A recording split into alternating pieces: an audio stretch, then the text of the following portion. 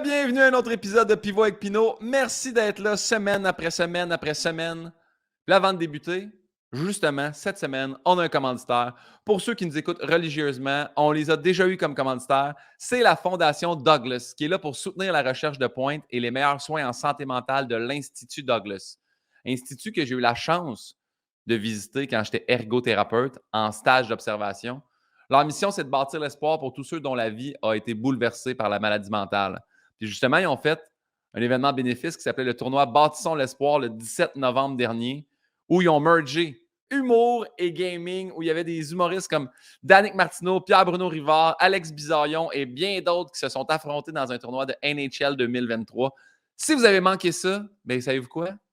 Vous avez la chance de le revoir. Ça va être une magnifique soirée remplie de rire. Et là, sur la chaîne YouTube Fondation Douglas, vous pouvez aller voir les meilleurs moments du tournoi.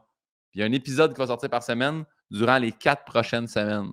Sur ce, bonne écoute du tournoi d'NHL, bonne écoute du podcast. Je vous remercie d'être là. Charlie Lou! Bienvenue à un autre épisode de Pivot avec Pinot. Merci d'être là. Hey, là, je le fais, là, je le plug gros comme le bras. Là. Le temps des fêtes s'en vient. C'est le temps. Tu sais pas quoi donner comme cadeau? Achète des billets de spectacle. Que ce soit de mes collègues humoristes ou peut-être sur guillaumepinot.com. Ça, sur guillaumepinot.com, plus de chances que ce soit des billets de mon spectacle. Mais c'est quoi? J'apprécie ça. Sinon, je vous remercie d'être là, de nous écouter, que ce soit sur YouTube, sur Patreon, que ce soit les teasers qui passent sur Instagram. Merci vraiment d'être là. J'apprécie au plus haut point. Et aujourd'hui, je suis vraiment heureux, mon invité. Je vais le dire, enfin, je le reçois parce que, pauvre lui, j'ai dû décaler 2 fois. Une fois pour problème de connexion, l'autre fois pour problème de séparation. Tu comprends? Mais il est là. Je suis vraiment très heureux de m'entraîner avec lui. C'est un collègue du milieu de l'humour. J'ai eu la chance de faire des spectacles avec lui, des spectacles avec contexte. J'avais créé le show 3X et il a participé à ce spectacle-là et j'ai adoré ça, mon expérience avec lui. Sinon, vous l'avez peut-être vu remporter des Oliviers, qui sait? Et puis ses speeches sont mémorables d'ailleurs aux Oliviers. Il anime le podcast Les pires moments de l'histoire. C'est un privilège de m'entretenir avec lui. Mesdames, messieurs, Charles Beauchesne.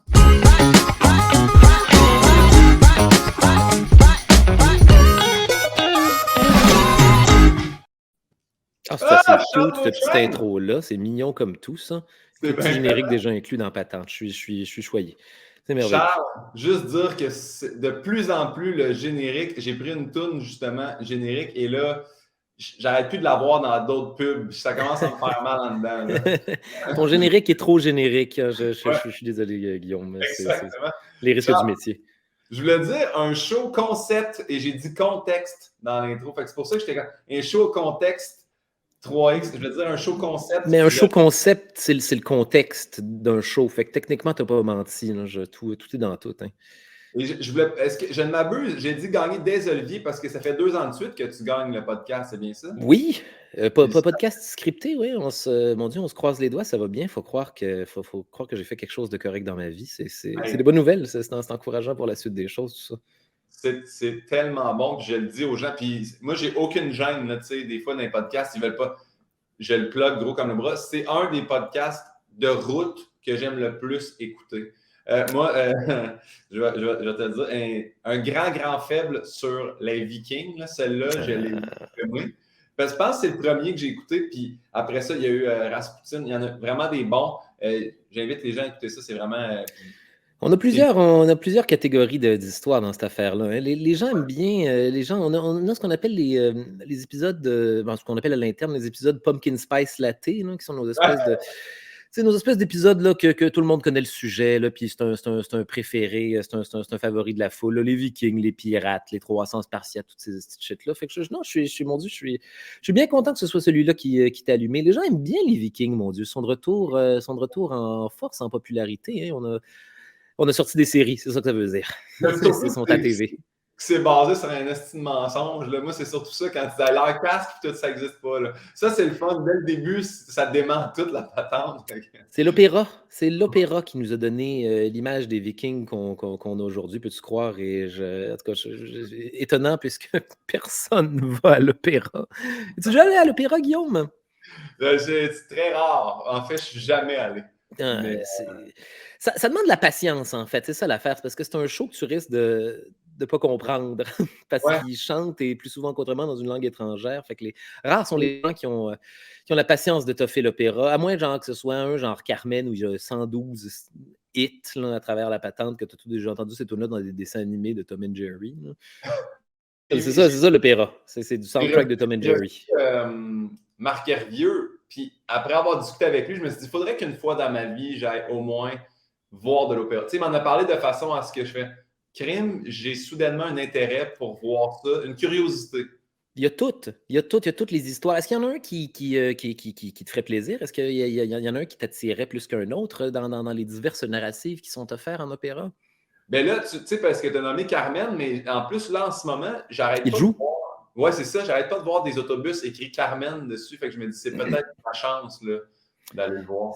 T'as une couple de bien bons hits dans Carmen. T'as le, tu sais, le non, non, non, non, non, non, non, non, ça, t'as cette affaire-là dans Carmen. Puis t'as le bon vieux, tu sais, Toréador, prends garde. Là, Ouais. tout ça, c'est là-dedans. Fait que il y a au moins deux tunes, que tu connais Bon, dans mais cette regarde, musique-là. je suis Hein? pas fermé à l'idée de peut-être aller voir ça.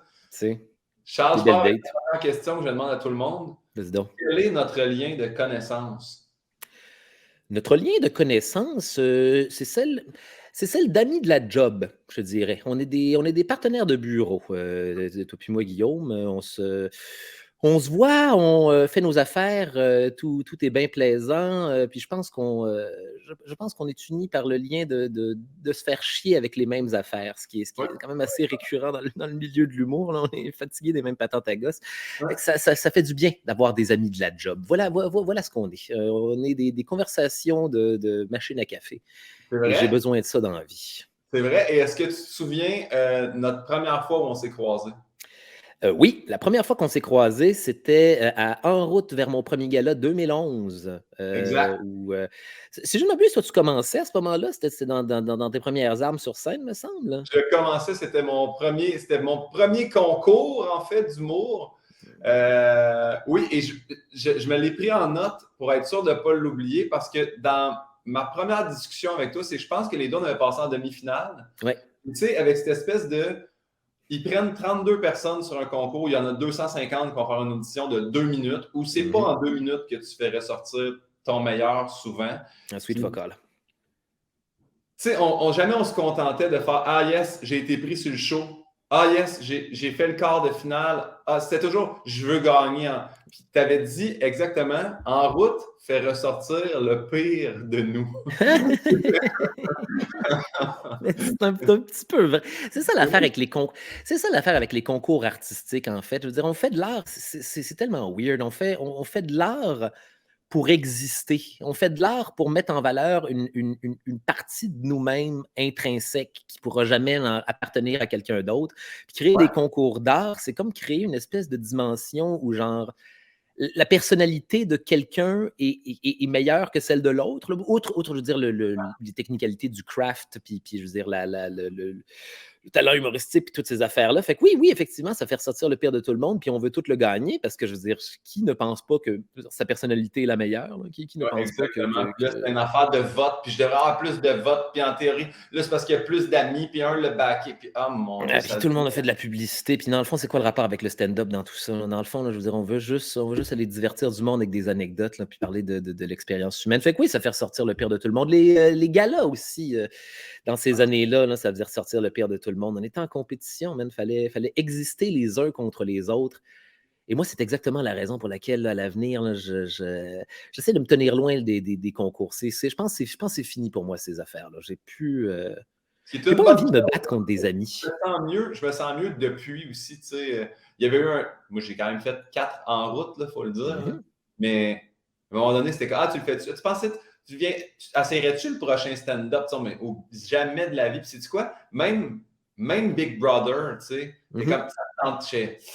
Non, c'est comme un pseudo-concours, puis encore là, de me faire filmer 24 sur 24 à ressortir le pire de moi-même, pas envie. C'est ça que tu veux, c'est ça, c'est tout ça, genre, c'est-tu comme ça que tu as envie, genre, t'as envie d'exister dans le zeitgeist, là, dans l'univers de monsieur. Ben, en tout cas, il y en a pour qui c'est ça, puis il n'y a absolument certes aucun jugement derrière ça, mais Moi, j'en suis à un stade dans ma vie où j'aime bien me concentrer sur le craft, comme on dit, là, sur l'art plutôt que le flafla. Parce que veux pas humoriste, on est des instruments de flafla préférés de tout le monde. On nous prend pour faire toutes les sortes de flafla imaginables, puis comment dire, c'est tough trouver le temps d'écrire du stand-up entre tout ça. C'est tough trouver l'énergie de se reconcentrer sur le craft quand on te demande de faire des émissions de radio, des chroniques ou whatever. Oui, ça a rapport avec toi, mais c'est pas ça qu'on cible. Moi, pour la radio, pour en faire quand même beaucoup, quand vient le temps de me réinstaller, là, il faut que j'écrive un deuxième show. Mm-hmm. Je suis comme tellement habitué d'écrire un peu, je vais dire, de l'humour jetable. Comme, de chronique, là, mettons. Là, c'est drôle pour une chronique, mais c'est sûr que je ne roulerai pas un show là-dessus à le jouer 300 fois. T'sais. Fait que là, c'est dur de ramener le cerveau à faire non, là, il faut que j'ai des gags qui vont rester puis que je vais aimer ça, marcher dedans chaque soir. Là, c'est pas grave si c'est plus ou moins drôle. C'est là, on veut garder là, l'affaire là, qui va toffer au-delà de l'actualité puis au-delà de... Ouais. Parce que c'est ça la vérité des chroniques puis de faire de la radio, c'est que, je veux dire, d'une certaine façon, tant que tu es là à faire du matériel, je veux dire, on s'en fout, tout le monde est content, il va y avoir quelqu'un. Et il n'y a pas quelqu'un pour te dire qu'ils n'aiment pas ça dans ta face. En fait, non, c'est pas vrai, ça existe, là, il y a les réseaux sociaux pour cette affaire-là, mais dans le sens que c'est une autre stimulation, en fait. C'est une autre patente à gosse. Puis oui, c'est de l'humour un petit peu jetable, puis c'est bien le fun, mais crime, c'est pas ça. C'est pas ça qu'on veut faire, ma parole. On veut transcender. On veut que le matériel dure au moins le temps qu'on a du plaisir avec. Ben moi, en tout cas, tu sais, parce qu'on n'a pas du tout le même style d'humour, moi et toi, puis d'être dans des soirées d'humour, en même temps, mais je vois ton nom sur le pacing, je suis comme toujours, tu sais, je reste pas toujours pour écouter des humoristes, mais je fais, Charles Beauchesne est là, je vais écouter. Je ne saurais jamais à quoi m'attendre. T'es gentil, merci. C'est Charles un peu pété qui parle de Disney ou c'est Charles qui parle d'un nouveau latte ou c'est-tu Charles qui va parler d'un acrocordon? Je ne sais pas, mais ça va exister. Écoute, je pense, I guess que c'est ça que je fais. En fait, c'est exactement ce que je fais. Prendre des affaires excessivement simples et les rendre complètement compliquées. C'est ça la signature. Mais merci, je pense que c'est pour ça que les gens aiment bien mes patentes. Je suis content de te voir sur les pacings aussi, d'ailleurs. Je sais, c'est pas comme du suçage de pénis à double sens unique. Là. Ça fait du bien, surtout à cette période-ci de l'année, en fait, de retourner, genre, le bon vieux dans les bars, là, retourner à la base de tout ça, à la racine, se rappeler, genre, qu'est-ce qui est drôle chez toi, là, dans des circonstances où, je veux dire, feedback direct de la part du public, ce qui est drôle va être drôle. Ce qui est tu le sais, tu as l'heure juste. Ça fait du bien, moi, je trouve, surtout quand ça fait longtemps que tu as fait de l'écriture humoristique, de se syntoniser avec ça. C'est quoi ton drôle? Où est-ce que tu es rendu? L'automne, c'est cette période-là, tu sais, comme les galas sont passés, on a brûlé notre stock, là, t'arrives à l'automne, c'est là. On dirait que l'automne, c'est toujours le je vais aller me faire justice puis mal, mais ça va. Inévitablement, la période où tu te dis, je ne serai plus jamais capable d'écrire quelque chose de drôle de ma crise de vie. Puis là, le carrousel recommence là, à l'infini. Mais moi, tu vois, ça fait un bout de temps là, que je suis dans un pire moment de l'histoire. En fait, depuis cette année, là, depuis le mois de juin, là, puis je commence à avoir hâte là, de recommencer à juste retourner faire du stand-up puis m'actualiser parce que ça va être utile pour tout le reste de la patente. Ça va être utile dans un podcast, ça va être utile dans les chroniques, ça va être se resyntoniser humoristiquement. C'est la période de l'année, en tout cas. Je pars avec les questions. Oui, vas-y. Pivot avec Pinot, c'est des questions de Bernard Pivot qui, lui, les a volées à Marcel Proust. Fait que, tu sais, dans le fond, c'est un peu un emprunt chacun à quelqu'un. Tu volais à des voleurs, donc techniquement, c'est pas voler. Il y a 10 questions de base de eux et il y a 13 questions de Guillaume Pinot. Donc, la première question, quel est ton mot préféré, Charles Beauchesne? En français? Oui, en français. En français, peu importe, en général.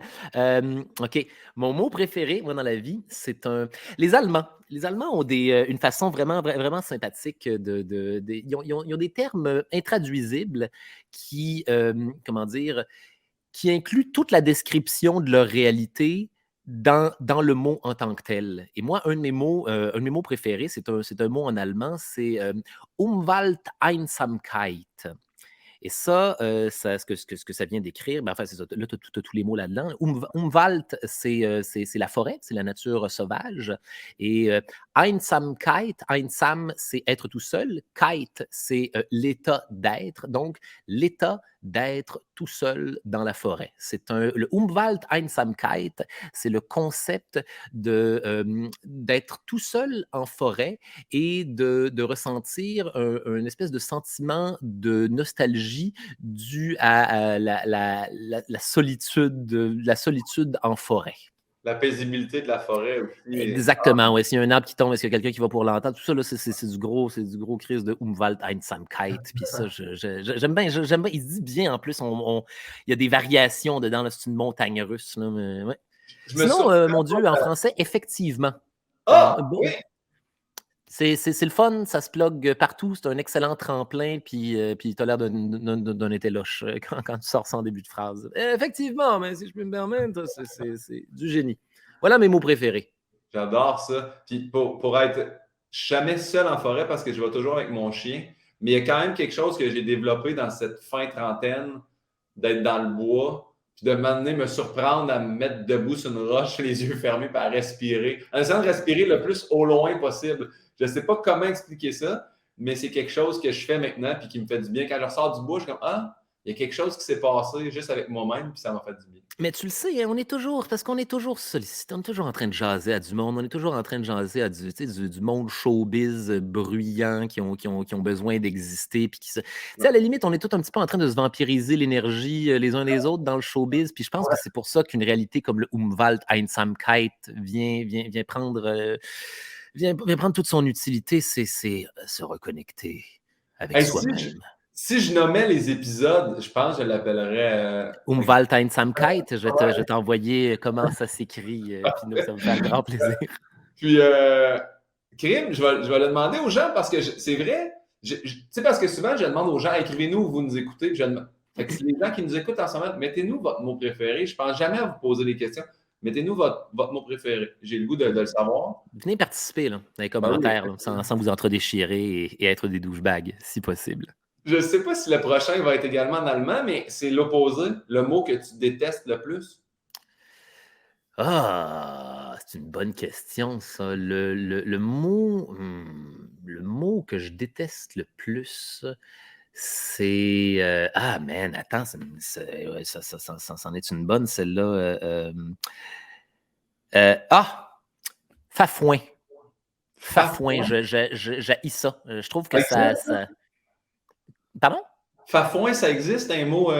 Ben, fafouin, là, quand on décrit quelqu'un, quelqu'un qui est fafouin, là, je pense que ça veut dire quelqu'un qui est un peu niais, là, un peu toton. Là, Fafouin, moi, je trouve que ça. En tout cas, ça crée une image dans ma tête, puis je le sais, c'est qui, le gars qui est un fafouin, là, puis il m'énerve. il me vampirise. En fait, fafouin, pour moi, là, c'est comme une espèce d'heureux mélange entre.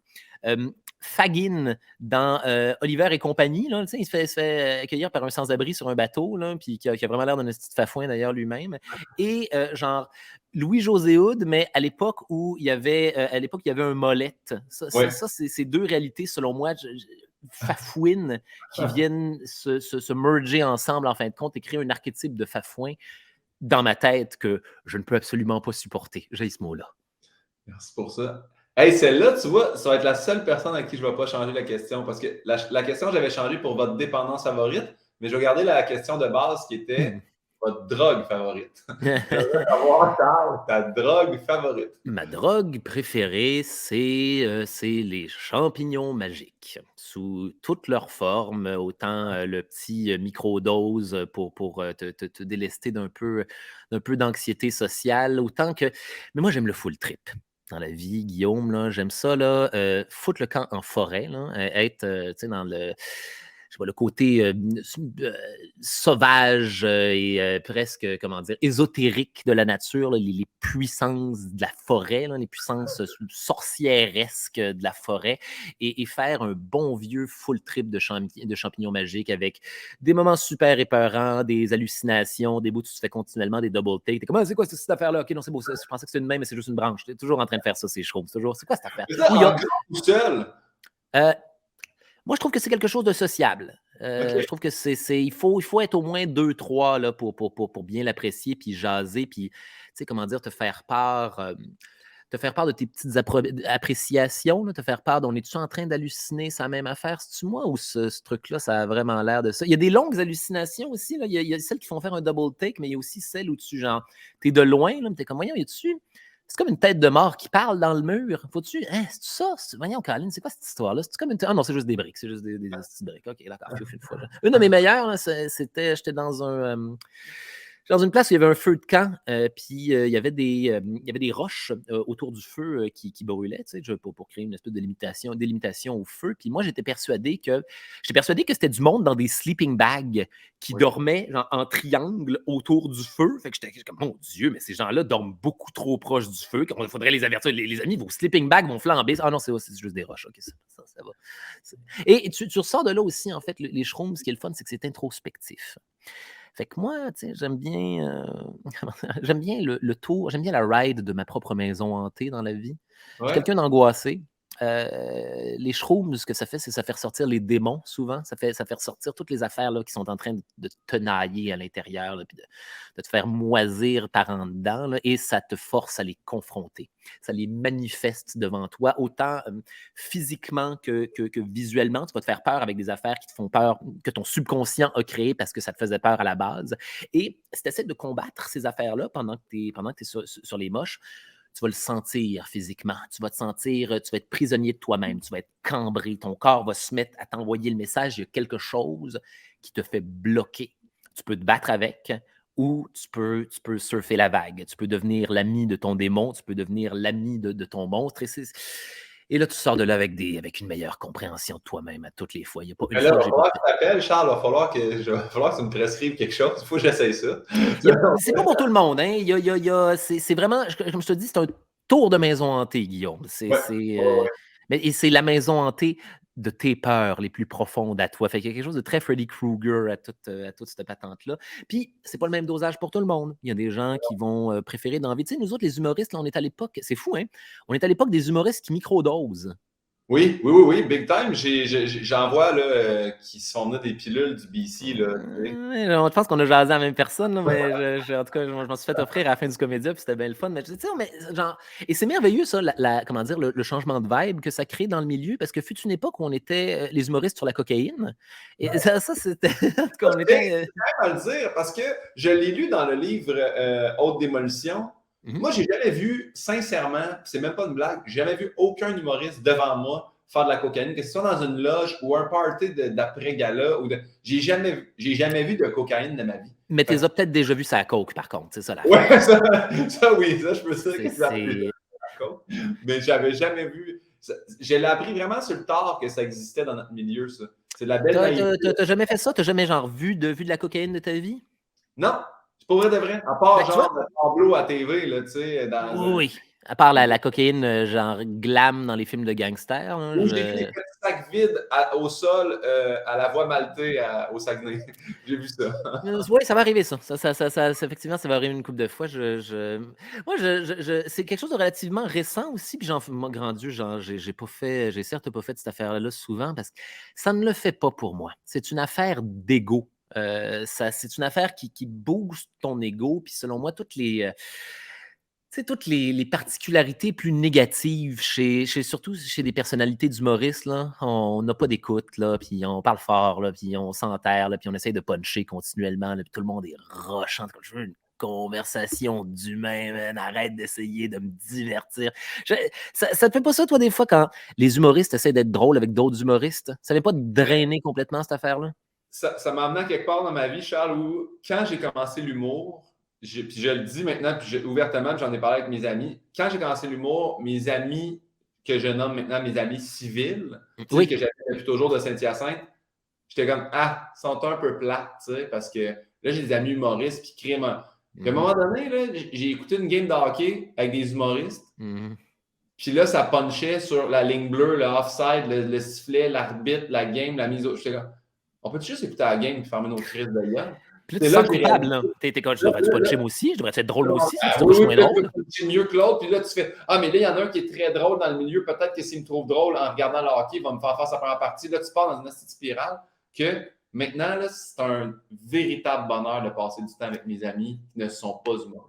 Ah, Guillaume, je suis tellement content que tu dises ça parce que ça l'est pour moi aussi. Là. Et on en revient à ça, on en revient aux amis de la job. Selon moi, je veux dire, toutes les amitiés sont importantes. Oui. Elles ont toutes des degrés différents et des degrés d'appréciabilité différents, mais les amis extra-milieu, là, ah mon Dieu, juste jaser. Puis là, ils viennent, à la limite, moi, les miens sont rendus à un stade où ils s'en calissent de mes affaires. Là. Ils n'en ont rien à chier. Là. Fait que c'est des conversations là, normales de gens de tous les jours. Ils me parlent de condos, puis de mettre des bébés dans des poussettes. Là. Parfait. J'ai pas besoin, j'ai pas besoin là, d'être un feu roulant. Là. J'ai pas besoin d'être un personnage. À la limite, si je l'étais, il serait comme ça va, man? Qu'est-ce que tu essaies de me prouver, cette graine? On devrait continuellement se dire en humoriste, si tu veux mon avis, mais oui, ces amis-là sont importants pour la santé mentale, assurément. Je pense aussi, tu sais, mettons, parce que, tu sais, maintenant, on pogne d'autres niveaux, là, tu sais, puis je pense qu'on est rendu là, tu sais.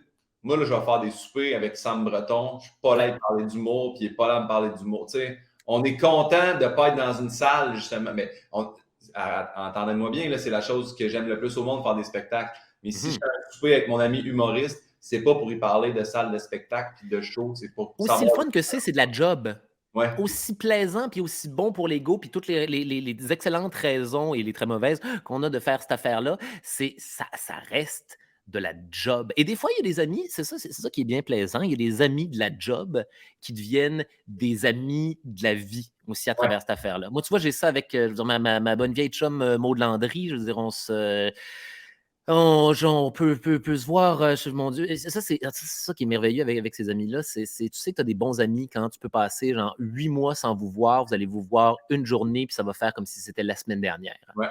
Ça, c'est les plus plaisants. Puis juste décompresser. À la limite, jaser du milieu, mais jaser genre sans prétention de quoi que ce soit, sans se prouver quoi que ce soit. Juste être comme, c'est-tu moi ou c'est... Ouais. C'est-tu moi où le monde est rochant? C'est-tu moi où on est tout? J'ai le référent beaucoup de ce que tu dis. Ah oui, je le comprends. Ouais, cette personne-là, je pense qu'elle va pas bien en ce moment. Oui, c'est validant, ça. Prendre le temps de faire un compte-rendu. C'est-tu moi? Parce qu'on est tous weird. On est tous weird, puis à des niveaux différents à travers l'année. Puis c'est bien validant de jaser ça avec du monde de la job. Comme, c'est-tu moi ou celui-là, il est un petit peu toxique? C'est-tu moi ou, oh mon Dieu, celui-là, il a pas l'air de bien filer. Là. Il a l'air, ça a l'air sur le pilote automatique, il a l'air d'être dans une espèce de phase bizarre. Ou, hey, le bon vieux positif aussi, genre, celui-là, ce style-là, il a pris une coche, puis il est à sa place, puis c'est une bonne chose qu'on l'ait mis à sa place parce que ce qu'il propose, c'est vraiment, vraiment super intéressant. Toutes ces affaires-là, outre extra compétition, en fait. Compétition qui ne devrait pas exister, puis que je pense existe de moins en moins à l'époque où on vit, parce que l'Internet nous a permis de faire du cherry picking de fanbase. Maintenant, là, tu fais tes affaires, tu fais ton podcast, tu t'assois, je veux dire, tu existes pour les gens peuvent te choisir. Plutôt qu'une époque, jadis, genre quand on a commencé, où la seule façon de réussir dans ce métier-là, c'était d'aller faire des salles de gens qui t'aiment pas nécessairement et les convaincre par la force de t'aimer. Et ça, voilà, je n'ai plus l'énergie pour ces shit-là. Aimez-moi, détestez-moi, faites ce que vous voulez, mais faites-moi pas chier. Arrêtez de me fatiguer. C'est quoi le son ou le bruit que tu aimes le plus entendre, Charles? Le son que j'aime le plus entendre, c'est celui, celui des vieux klaxons de voiture des années 20 qui fait ça me fait bien rire, ça. J'adore. D'ailleurs, parce que la prochaine question, c'est le bruit que tu détestes le plus entendre. Puis klaxon est quand même revenu souvent dans le bruit détesté. Fait que je suis content d'entendre que c'est le bruit apprécié, un klaxon. Oui, parce que celui que je déteste le plus, Guillaume, là, le bruit qui me fait le plus chier dans la vie, c'est la fabrique des soutes de neige des années 90 en espèce de truc rugueux là, qui fait comme... Je déteste ça. Ça me fait grincer des dents comme jamais. J'ai porté, je me rappelle même des années 90, là, genre, t'es pogné dans ton soute de neige là, d'un matériel que tu détestes toucher. Merci, maman. Comme je suis prisonnier dans une prison que je n'aime pas me toucher moi-même pour l'amour du ciel. Puis là, tu te déplaces. et le bruit te rappelle tout ce qui te fait chier de cette texture-là. Fait que non, voilà, le bruit des mitaines combi, je pense. C'est ça, c'est comme ça qu'on dit ça. J'adore ça. Je savais que ça allait être des réponses uniques et j'adore ça au bout. Charles, la prochaine question, je l'affectionne particulièrement dans mon podcast. OK. Est-ce que tu te rappelles de ton premier deuil? Je suis chanceux dans la vie parce que j'ai pas. En fait, je suis chanceux dans la vie parce que j'ai pas eu souvent à vivre le deuil. Et les fois où j'ai eu à le vivre, mon Dieu, c'était pas nécessairement l'expérience chamboulante en tout cas, pas de la même manière que ce que je croyais que ça allait être. Moi, j'ai une amie, mon Dieu, mon premier deuil, en tout cas, c'est épouvantable. J'ai fréquenté une fille à un moment donné, puis elle est décédée du cancer du cerveau. Et c'est, comment dire, en tout cas, ça a été un cas dont on s'est fréquenté pendant quelques temps. Nos chemins se sont séparés, on ne s'est pas vus pendant un bout. Puis à un moment donné, la première chose que je sais, c'est que ça fait 2 ans. Puis là, j'apprends même qu'elle a le cancer du cerveau. Et là, oh, wow, OK, OK, OK, wow, cette affaire-là maintenant. Terrifiant. Fait que tu jases, t'es comme ça. Ça va pas-tu? Je sais pas, quelle question stupide, quelle horrible, quelle dégueulasse question à poser à quelqu'un qui dit ça. On n'a pas de base pour dialoguer là-dessus.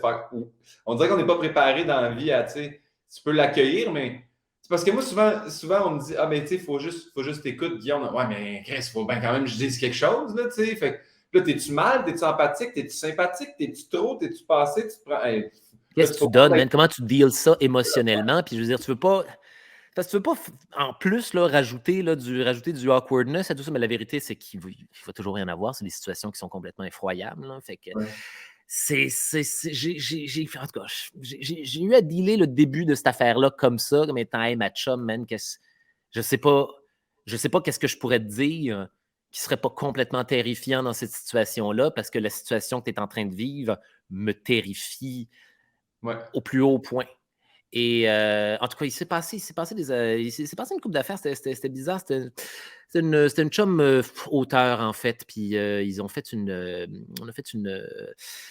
ils ont organisé une lecture d'une de ses dernières œuvres avec des comédiennes là, qui faisaient la lecture du texte, puis qui interprétaient les personnages et tout et tout. Et elle était présente lors de cette lecture-là. Mon Dieu, un moment complètement larmoyant parce que, je veux dire, tout le monde est au courant de ce qui se passe. Les comédiennes sont en train de brailler en faisant le texte parce qu'elles sont en train de vivre un horrible mélange de la personne est là dans la salle, on est en train de lire le fil de sa pensée et le fil de sa pensée est en train d'avoir en tout cas, évidemment, est en train de parler de tout ce qui nous terrifie en ce moment, là, parce que c'est ça la réalité dans laquelle ça a été écrit. Et c'est la dernière fois que je l'ai vu. Je suis allé la voir à l'entracte. Évidemment, il y avait plein de monde qui voulait parler parce que c'était sa journée, là, c'était son dévoilement. On s'est fait un bref coucou, mais tu sais, en tout cas, le cancer du cerveau, c'est ravageur. C'est ravageur, voilà, exactement. Mais puis c'est ça. Ce qui est quand même une belle chose de tout ça, là, c'est à la lumière de ce que tu me dis, c'est quand même le fun que vous ayez fait une lecture pendant qu'elle était présente, plus que, tu sais, parce que souvent, il y a une lecture hommage, tu sais, puis là, c'est après, puis voici ses derniers textes, mais là, de l'avoir pu le vivre avec cette personne. Elle a eu sa journée. Elle a eu sa journée là, avec tout le monde qu'elle connaissait, tout le monde qu'elle aimait, tout le monde qui l'aimait aussi, là, complètement larmoyant, là, enfermé dans une salle de théâtre à écouter son plaidoyer, à écouter, je veux dire, son mémoire, son testament. Puis voilà, je suis allé y faire un coucou à l'entracte. Je suis parti sans dire au revoir parce que j'étais pas capable. Je savais pas quel. Déjà, en tout cas, je suis pas bon pour dire au revoir dans la vie. Aller dire au revoir à quelqu'un, sachant que c'est la dernière fois que tu vas y parler, j'étais pas capable. J'ai fait non, je pars maintenant. Je pars tout de suite. Il n'y a rien qui va battre la façon dont tout ça s'est déroulé. Vaut mieux des fois juste disparaître dans l'ombre. Et 2 semaines plus tard, elle était décédée, ma parole. Et après ça, c'est la première fois que quelqu'un que je connais, quelqu'un que j'ai genre fréquenté dans la vie, est disparu pour moi. Puis ça a été up and down. Ça a été très, très weird à vivre comme deuil parce que je veux dire, tu sais, c'est pas le deuil d'un parent, c'est pas le deuil d'une copine, c'est le deuil d'une amie, mais tu sais, une amie qu'on se voyait, mais on s'est manifestement pas vu si souvent que ça dans les années qui ont précédé cette affaire-là. Fait que c'était comme une espèce de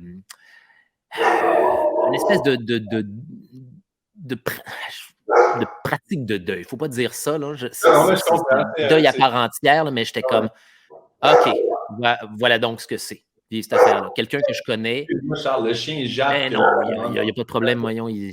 Ça marche. ah, merveilleux. Ouais, Pauline la Fait que c'est Golden. ça, tu sors de là en étant comme, Oui, hey, c'est la première fois que quelqu'un que je connais n'existe plus. Et toutes les ouais. questions qui viennent à ça, là, genre, ça va-tu être ça pour moi aussi, si une affaire de même arrive? Est-ce que je vais être ce deuil-là pour quelqu'un d'autre? Est-ce que ça devrait plus me faire quelque chose? Pourtant, ça m'affecte. Je le sais que ça m'affecte, mais est-ce que je devrais être en train de m'arracher les cheveux sur la tête? Est-ce que toutes ces questions-là, toutes ces affaires-là. Est-ce que, mettons, ça t'a amené, sans dire une urgence de vivre, juste faire, hey, ça peut arriver à n'importe qui, je suis pas comme, ou faire, hey, j'ai un bon privilège, ou j'ai un sentiment d'imposteur, ou ça t'a-tu fait comme. Ah, you bet your ass. Parce que, ben déjà que, en fait, je suis un individu un peu morbide dans la vie, les gens vous diront. Oh, oui, Charles! Ouais. C'est comme une espèce de thématique récurrente là, voilà, toutes ces affaires-là. Et j'ai. Mon Dieu, fait que je me suis souvent posé cette question-là. Je prends souvent le temps de m'asseoir puis de me faire bad tripper avec l'inévitabilité de la mort, finalement. Puis la vérité, c'est que j'ai l'impression qu'il faut que ça arrive proche de toi pour saisir pleinement le fait que ça peut arriver à n'importe quel moment. Surtout Ouais. quand tu as des amis pardon, excuse-moi, surtout quand tu as du monde que tu connais qui disparaissent jeunes. Là, maintenant, là, ah oui, OK, je suis pas à l'abri de cette affaire-là. Ça peut arriver demain. Mon Dieu, que c'est terrifiant. Mon Dieu, ça va peut-être arriver dans 60 ans, ça va peut-être arriver la semaine prochaine, peut-être que je vais sortir demain matin, je vais me faire écraser par un 18 roues. Ah mon Dieu, d'ailleurs, c'est arrivé à une amie du cégep aussi. Là. En tout cas, c'est ça. J'ai une couple d'affaires là, empilées de même, là, une après l'autre, là, des morts de gens que je connaissais qui sont disparus jeunes. Puis là, voilà. Là, maintenant, c'est la terreur de. J'aime, Qu'est-ce que je fais? j'aime reculer de 4 minutes où tu as fait. Moi, je suis quand même chanceux, j'ai pas vu là, un en 18 roues. Un autre dans Il y en a. Charles. Il y en a une couple. Il y en a une. Mais c'est parce que j'ai peur. C'est ça l'affaire, c'est que ça fout la chienne. Ben oui, tu n'as pas de contrôle sur rien. Tu as dit ça, 18 roues. Cette semaine, là, puis je le dis parce qu'il est en pleine santé, mais mon père, 71 ans, s'est fait frapper par un pick-up dans la rue. Ouh! Il Il est traversait la rue, correct? il marche. Ben, correct. Ma mère a eu la bonne idée de faire je veux pas inquiéter les gars. Fait qu'elle a envoyé un message à minuit 30 dans le groupe familial en disant ils vont dormir. Yes. C'est ça, moi, humoriste. C'est sûr qu'à minuit 30, je suis debout, mon téléphone vide, je regarde. Partez pas en peur, votre père s'est fait frapper par un pick-up, tabarnak. Et là, mon gars, parti. Je suis parti en peur, j'ai appelé ma mère. Finalement, elle a dit on ne sait pas, il est sous l'observation. Puis il n'y a pas de commotion, mais 4 fractures au bassin, puis une côte fracturée déplacée. Fait qu'il était comme j'ai de la misère à respirer, je fais no shit, c'est ça. Oui, bien sûr. Mais congé de l'hôpital le lendemain, ils voulaient rentrer Ah, les ils ont fait comme. Dieu merci. Dieu Ouais, merci, ma parole. il va bien. Mais c'est ça, tu n'as pas le contrôle. Tu n'as pas le contrôle sur cette affaire-là. Puis il y a cette idée terrifiante qu'il y a constamment un countdown au-dessus de ta tête, là, puis que tu ne sais pas quand est-ce que l'horloge va s'arrêter. Et c'est quoi la seule affaire? C'est quoi la seule affaire sur laquelle tu peux avoir du contrôle dans cette affaire-là? C'est ce que tu fais. C'est Gandalf qui disait ça. La seule chose qui est importante pour nous, c'est ce qu'on fait avec le temps qui nous est donné. Là. Oui, Gandalf, effectivement. Et depuis ce temps-là, je suis devenu, pas du jour au lendemain, mais je m'auto memento mori. Les memento mori, c'est une forme d'art qui est arrivée après la peste noire. On représentait des squelettes dans les fresques un peu partout. C'était pour rappeler aux gens qui vont mourir. C'était pour rappeler aux gens apprécier la vie. Mais souvenez-vous que la mort est toujours à côté de nous. C'est un compagnon de la vie dans les meilleurs moments comme dans les pires. Memento mori en latin, c'est souviens-toi que tu vas mourir. Et ça, c'est comme un petit peu devenu ma philosophie avec le temps. C'est merveilleux tout ça. Tout est tellement appréciable. Là, c'est l'automne en ce moment. Les couleurs sont belles. Je suis devenu un gars qui apprécie les toutes petites choses, qui apprécie l'univers pour son macro, qui apprécie les sons, les goûts, les couleurs, l'ambiance, la forme des nuages dans le ciel et absorbe tout ça, absorbe le film de l'expérience humaine parce que souviens-toi que tu vas mourir.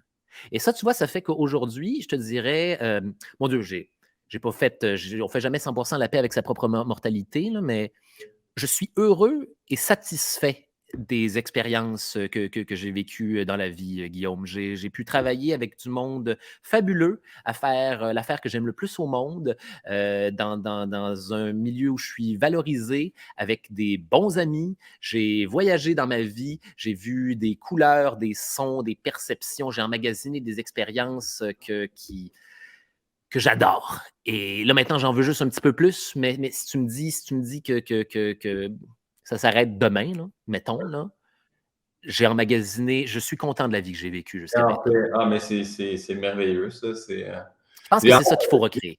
Il y a des questions qui s'en viennent par rapport justement à la vision d'après la mort. J'ai hâte d'avoir ta vision. Ouais, vas-y. La prochaine question, c'est quel est ton blasphème préféré? Je le dis toujours aux gens que c'est pas obligé d'être un mot d'église, ce qui quand même reste souvent des mots d'église, mais as-tu un blasphème, que ce soit dans une autre langue, ou quel est ton gros mot préféré? Saint-Cybole de Christ. Saint-Cybole de Christ. J'en ai mergé 3, là, mais ça, là, c'est celui là, qui sort là, quand j'ai besoin là, d'extirper des émotions ténébreuses de moi dans le char. Là. Je fais de la rage au volant. Je fais de la rage, mais pas extériorisé dans le sens que je garde ça dans le cubicule, là, mais quand je me fâche en char, là, je deviens un volcan. Là. Les gens peuvent me voir genre, en sourdine de l'autre bord de ma fenêtre en de Saint-Cybole de Christ. Et là, il vient là, il est merveilleux, ça. Là. Mais sinon, un bon vieux tabarnak classique. C'est con, il est en 3 étapes. Tu mords bien dedans, puis tu dis tabarnak. Puis là, tu peux rajouter des cas là, supplémentaires à la fin, là, puis il est d'autant plus délectable. Fait que ouais, je te dirais que c'est pas mal ça. Prochaine question, c'est une vieille question. Je la garde tout le temps, je m'acharne, puis ça amène toujours de belles discussions.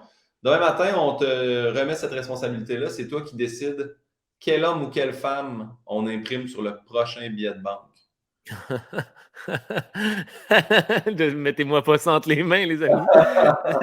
Sur le prochain billet de banque, David Bowie. Tiens. Bien joué. Cette affaire-là. David Bowie, mais en Ziggy Stardust, avec un éclair d'en face. Là. Ouais, là, voilà ce que je veux sur les billets. Là. Tout le monde va être heureux. La citation que tu mettrais en dessous de ce billet-là? Oui, attends une minute. And all the children boogie. Parfait. Voilà, en italique en dessous, là, let the children use it, and all the children boogie. Voilà ce que je mettrais. J'aime beaucoup. Est-ce qu'il y a un métier que tu sais que tu aurais détesté faire? Travailler dans un bureau. Parce que je sais, parce que je l'ai fait. Puis, en tout cas, le pire, c'est que c'était un bout dans ma vie où, évidemment, en tout cas, l'humour était plus précaire que jamais. Là. Je sortais de l'école, je n'avais pas. Fallait gagner de l'argent, en fait. Fallait gagner de l'argent pour arroser le rêve. Puis je me suis dit, tu sais, j'ai juste à travailler dans un bureau de jour. Après ça, rentrer à la maison, écrire du stand-up, faire des spectacles, répéter. Il n'y a personne qui est capable de faire ça, man. Quel estime mensonge. Mais non, il n'y a rien de plus déprimant et drainant que du travail de bureau. À gérer du drame de monde au bureau, du bitchage de monde au bureau. C'est des équipes, mais pas vraiment. Ouais. Là, c'est des gens qui font pas nécessairement... c'est pas vrai, pas tout le monde. Là, je mets pas tout le monde dans le même panier, mais des gens qui font pas souvent l'affaire justement qu'ils auraient aimé faire dans la vie. Là. Fait que là, tu te ramasses à faire genre du travail de machine avec des gens qui ne voulaient pas être des machines. Et ça fait ressortir. C'est d'un ennui. C'est d'un ennui, puis d'une absence de créativité. Puis même les jobs où... J'étais en pub à ce moment-là. J'écrivais de la publicité. Et c'est épouvantable ce que je vais dire, mais rien de moins créatif qu'être un créatif en publicité. c'est épouvantable. T'es victime des aléas de décideurs qui savent pas ce qu'ils veulent, qui font semblant de comprendre, puis qui ont des égos absolument surdimensionnés, là, eux autres, qui ont raison. Fait que là, eux autres, ils ont besoin d'entendre, ils ont besoin que tu leur sortes une bonne idée de façon à ce qu'eux croient que c'est la leur. Et ça, c'est en perpétuité, ça. Pour l'amener au boss de la compagnie qui veut une publicité en disant « Hey, on a tout pris ce que vous vouliez, mais aussi on l'a purifié. » Puis pour en Et que avoir lui fait, justifie le fait que c'est le boss, justement, en te donnant le bon conseil à ce moment-là, là, en prenant la décision là, qui va tout changer, puis une chance qui était là pour prendre cette décision-là. Puis je dis, ah non, regardez, là, faire plaisir à l'empereur, là, non merci, mais c'est pas ça. je me trompe-tu? Il fut un moment où tu faisais des espèces de voix de produits ou des voix de boîtes de réception, de commerce. Ta voix n'était pas prêtée à certains objets, genre ou. Ils m'ont fait faire une coupe de patente.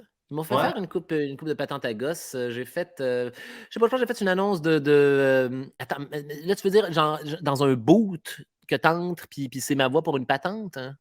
Mais pourquoi je pensais, genre, ou à moins que ça c'était une joke que tu avais mis sur Internet, mais il me semble, il y a un moment de ma vie où je pensais que ça faisait des voix pour des produits quelconques, genre Je quelqu'un sais de quoi appelle tu savoir comme. parles. On a fait ils ont fait à un moment donné une application en ligne pour les gens qui voulaient poser, c'est médical, pour les gens qui voulaient poser des questions voyons, c'est quoi la thérapie où on te met des particules radioactives dans l'anus? C'est pas la trithérapie. La trithérapie, ça, c'est pour, la radiothérapie. Voilà, exactement. Si tu avais des questions, là, si tu venais de te faire insérer des particules radioactives directement dans la prostate, puis manifestement, tu avais des questions à propos de ça, tu peux te rendre sur un site et on t'expliquait tout ce qu'il y a à savoir sur la radiothérapie. Et c'est moi qui faisais la voix de cette affaire-là. J'ai fait genre 3 jours en studio de lire s'il y a maintenant du sang dans les selles, ne paniquez pas. Cela étant des effets secondaires normaux dus à la trithérapie. Puis, une job comme une autre, là. C'était Mais intéressant de faire ça. moi, je le vois, puis je le pense que un jour, tu vas faire, tu sais, comme la voix de Jafar, là, tu vas faire la voix d'un méchant de Disney. Ça, j'aimerais ça. Ça, Guillaume, là, ce serait un rêve dans la vie. Là. Donnez-moi un méchant de Disney, là, je Ben, serais, Charles, je serais aux anges. faut que tu dis ça à ta boîte parce que, pour vrai, moi, ils m'ont appelé pour faire la voix. Ils m'ont appelé. J'ai fait un test pour faire la voix du chat dans Buzz Lightyear, le nouveau film. Ça t'aurait été bon? Ben non, c'était mauvais, mon gars. J'étais. Ouais, hein, Le pire, c'est que je me dis, hey, Charles aurait pu faire cette voix-là parce qu'il peut faire la voix. Je t'explique, déjà, j'ai pas le français international, on s'entend. J'ai un français Saint-Hyacinthe-Mascoutin. Une tongue. Mais j'arrive là-bas, j'aime ça. Il faut que tu suives une ligne qui va sur des trucs écran lettres attachés. Après ça, il faut aussi que tu impliques l'émotion. Puis quand j'ai commencé à réussir juste à suivre la ligne puis avoir l'émotion, la madame est venue me voir et m'a dit, en passant, il faut que je te dise, le chat, c'est un robot. Fait que là, Tu peux le faire en robot maintenant. Il fallait que je le joue robotique, émotionnel. Asti, il n'y a rien qui fitait dans ma tête. Fait que, mais. Surtout, c'est pas juste enregistrer quelque chose, là, c'est ce qu'on appelle, c'est la job de post-synchronisation. Là. C'est dans le sens qu'il faut que tu t'auto-synchronises sur la bande. Ça, d'ailleurs, j'en ai jamais fait. Jamais fait de post-synchro de ma vie. J'enregistre des voix, mais. Pardon? Il faut trouver la personne qui te plug pour ça. Je suis sûr que tu serais bon là-dedans. J'aimerais vraiment faire ça à un moment donné. Puis je te dirais qu'en fait, tout ce que j'ai pratiqué jusqu'à maintenant, que ce soit genre le stand-up ou les pires moments de l'histoire, je veux dire, ou même mon humour at large. Moi, je suis un gars qui aime faire des voix dans la vie. J'aime ça faire des bonhommes. J'aime ça créer des scénettes, faire interagir des personnages, puis être genre le metteur en scène de ma propre pièce de théâtre. Là. Fait que oui, évidemment, un jour de la post-synchro, je serais bien heureux de faire ça. Je te le souhaite. La prochaine question, c'est là, on rentre dans. Que tu y crois ou non, Charles? La réincarnation, ça existe. En quoi tu aimerais revenir? Y crois-tu en partant? Moi, je suis agnostique dans la vie. Je pense que tout est possible, mais que la réalité, la réalité des choses est tellement au-deçà de notre compréhension qu'elle nous rendrait fous.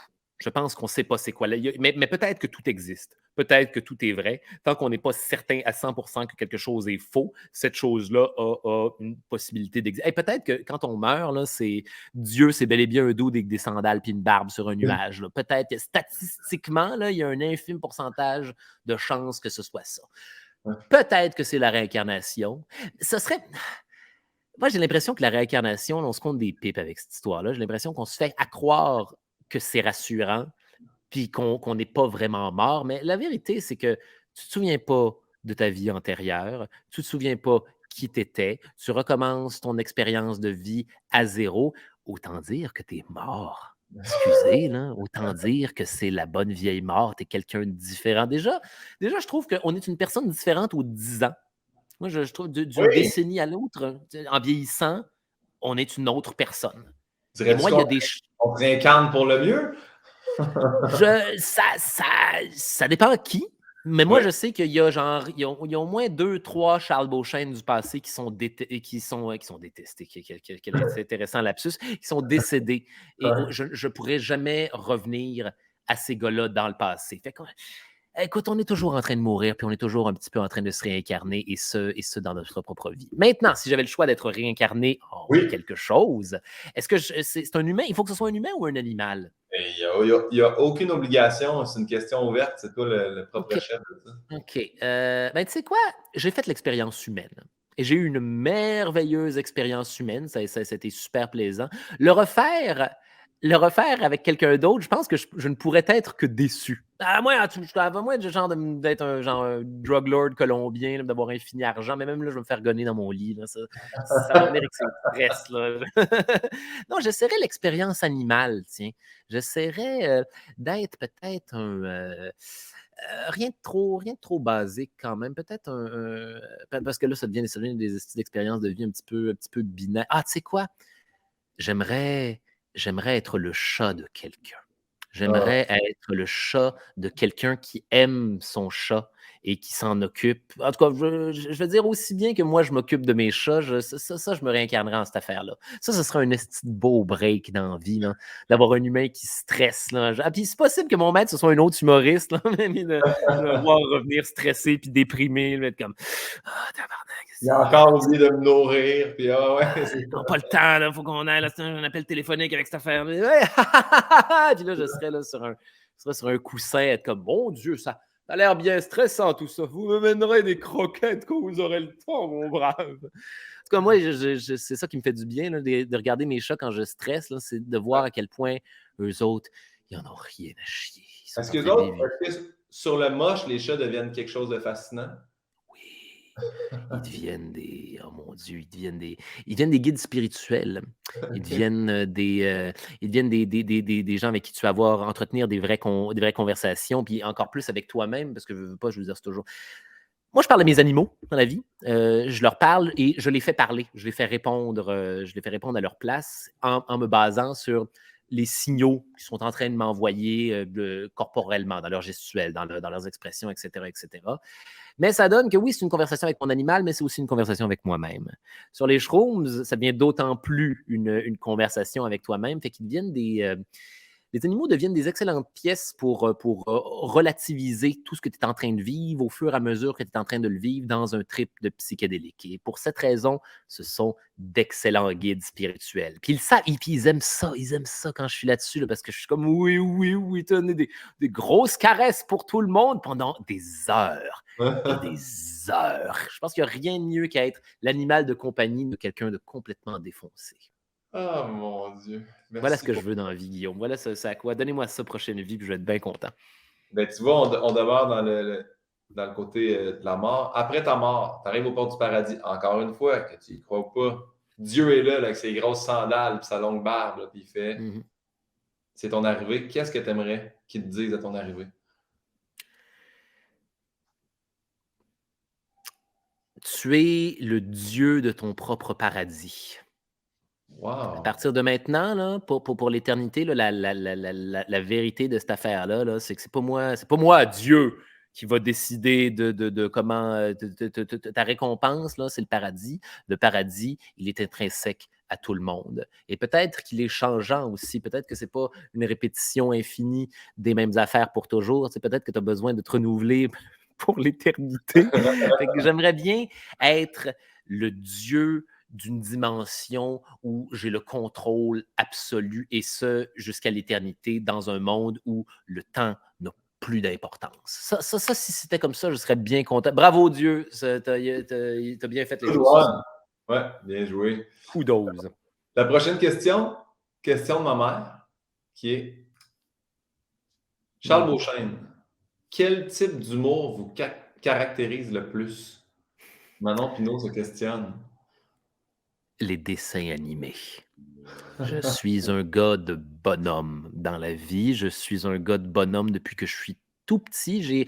Moi, j'ai passé les 2 premières années de ma vie à écouter la télé et surtout des dessins animés. Mes parents évidemment travaillaient de jour, puis ma gardienne travaillait de nuit, elle. Fait que quand elle venait, elle dormait. Fait que j'ai passé les 2-3 premières années de ma vie scotché devant la TV. Et ça a fait, entre autres, ça a tranquillement fait que je suis devenu quelqu'un qui parle une espèce de français pseudo-international parce que c'est à la TV qui m'a appris à parler. Ouais. Et ça fait de moi aussi quelqu'un qui adore ces dessins animés parce qu'ils ont une valeur profondément nostalgique. L'humour de dessins animés me fait rire aujourd'hui encore. Là, je veux dire, j'ai besoin de me ressourcer là, pour écrire soit des podcasts ou du stand-up. Je vais me taper des Family Guy, je vais me taper des American Dad, je vais me taper d'autres patentes à gosse, là, des affaires bien intéressantes sur Disney+, là, qui nous sortent là, des Amphibia, The Owl House, qui sont des espèces de dessins animés qui vont mélanger humour et fantastique et sans que ce soit obligé de, sans qu'il y ait de ratio comique ou quoi que ce soit. C'est drôle quand c'est drôle, c'est fantastique quand c'est fantastique. C'est des univers d'échappatoire, c'est des jokes de montage, c'est de la mise en scène. Et ça, je fais ça en stand-up, mon Dieu, depuis que j'ai commencé. Et 10 ans de cette affaire-là a mené au fait que ce soit ça que je fais dans les pires moments de l'histoire aussi. Là. C'est de la même manière qu'à mon humble avis, François Pérusse fait du dessin animé sans en faire. Et il en fait tellement que quand il a switché, tu te rappelles, il avait fait la série du Peuple à un moment donné, là, Oui. sketch de François Pérusse adapté en version animée. La première affaire que tout le monde s'est rendu compte, c'est que c'était même pas nécessaire. C'est que c'était redondant de rajouter. Il faisait déjà tellement du dessin animé que c'était redondant de rajouter du dessin animé par-dessus. Moi aussi, j'ai trouvé que quand la série du Peuple est arrivée, j'étais comme, moi, je l'aime vocalement. Les dessins, mais en fait, je trouvais que les dessins ne rendaient pas justice à ce que tu imaginais en l'écoutant. Et c'est Ouais. ça. C'est ça la valeur de cette affaire-là. Là. Autant quand je le fais en stand-up que dans les pires moments de l'histoire, moi, ma job, là, à ce stade-ci, là, c'est de vous le décrire avec des effets qui sont tellement précis que l'image que tu vas avoir dans la tête, c'est exactement celle que je voudrais que tu aies. Et là, il y a comme un deuxième effet qui se crée à partir de ça, qui est celui du monstre de film d'horreur, c'est-à-dire que montrer jamais le monstre dans un film d'horreur, il ne sera jamais aussi épeurant que ce que la personne est en train d'imaginer dans sa tête, parce que c'est son subconscient qui est en train de se manifester par là. Même affaire en humour. Pas besoin de montrer les images. Si tu donnes l'image à la personne, il n'y a rien qui sera plus drôle que la shit qu'elle vient d'avoir en tête au moment où tu le décris avec précision. Fait que voilà, Maman Pinault, le dessin animé, je suis un gars de cartoon dans la vie. Maman Pinault te remercie. Puis en fait, moi aussi, pour style d'humour, tu sais, quand tantôt j'ai parlé du show 3X, j'ai retrouvé l'image, Charles, qui est encore à ce jour, je crois, un des plus beaux posters que j'ai fait faire pour le ZooFest. Qu'est-ce qu'on avait fait déjà? Ah! Le show 3X qui était le bon, la brute, le sauvage et Charles, bien entendu. Et le psychopathe. Hey, man, tout droit sorti avec une belle esthétique Sergio Leone, mon Dieu, c'était magnifique. Hey, ouais, on rentrait sur la toune de Good, the Bad and the Ugly, hein? Ouais. Puis hey, soit dit en passant, Pinot, pour un mélange aussi éclectique de personnages, ça s'était bien passé à toutes les fois. Je sais pas si tu te souviens. C'était bon. Mais... Non, mais ça avait été un franc succès. Puis c'était. Tu sais, le pire de pire, c'est que il m'avait demandé, tu veux-tu prendre le relais? J'avais fait oui. Puis c'est moi que j'arrivais. Puis là, finalement, j'ai pris le bon parce que j'ai pris des gars tellement forts au niveau personnage que moi, j'étais comme. Ben, Chris, je suis comme un peu le gars beige dans ce show-là. J'ai fini par faire ma traque en faisant ouais, on avait chacun un numéro En tout cas, j'ai vraiment adoré l'expérience. On l'avait refait Hey man, Jam Pack à tous les soirs, ça a été une des premières fois que j'ai été payé digne de ce nom au ZooFest, le ZooFest de ces années-là, pardon, excusez-moi, Oui, là, oui, oui, oui, c'était une autre exactement. époque, rappelons-nous. Et ça allait, le show, je ne sais pas si tu te souviens, le show allait tellement bien qu'on a fait un pacing différent à toutes les fois.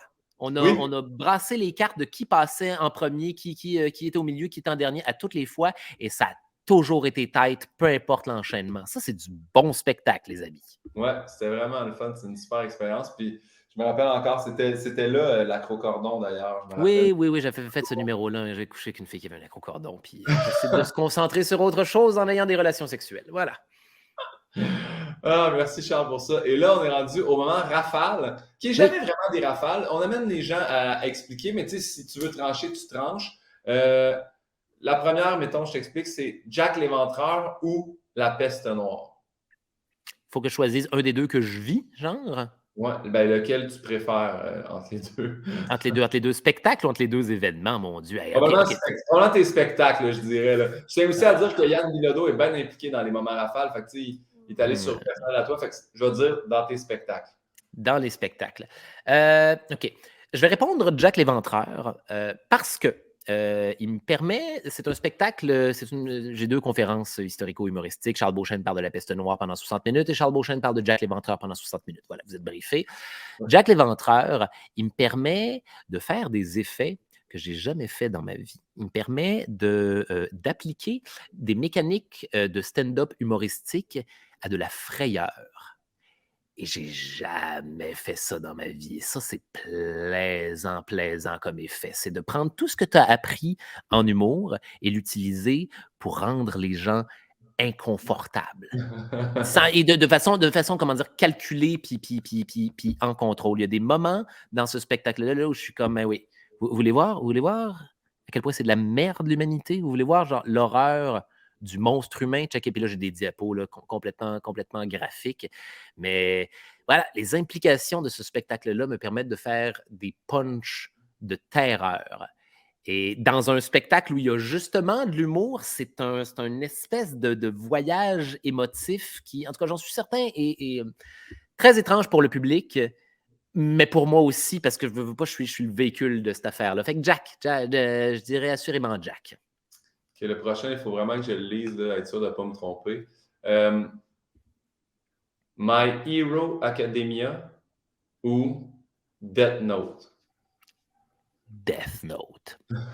Death Note, absolument. Death Note, pour ceux qui ne le savent pas, c'est un manga, c'est une BD japonaise, mon Dieu, légendaire. C'est un complètement one-hit wonder, d'ailleurs, le mangaka qui a illustré cette affaire-là, jamais rien fait d'autre d'aussi connu.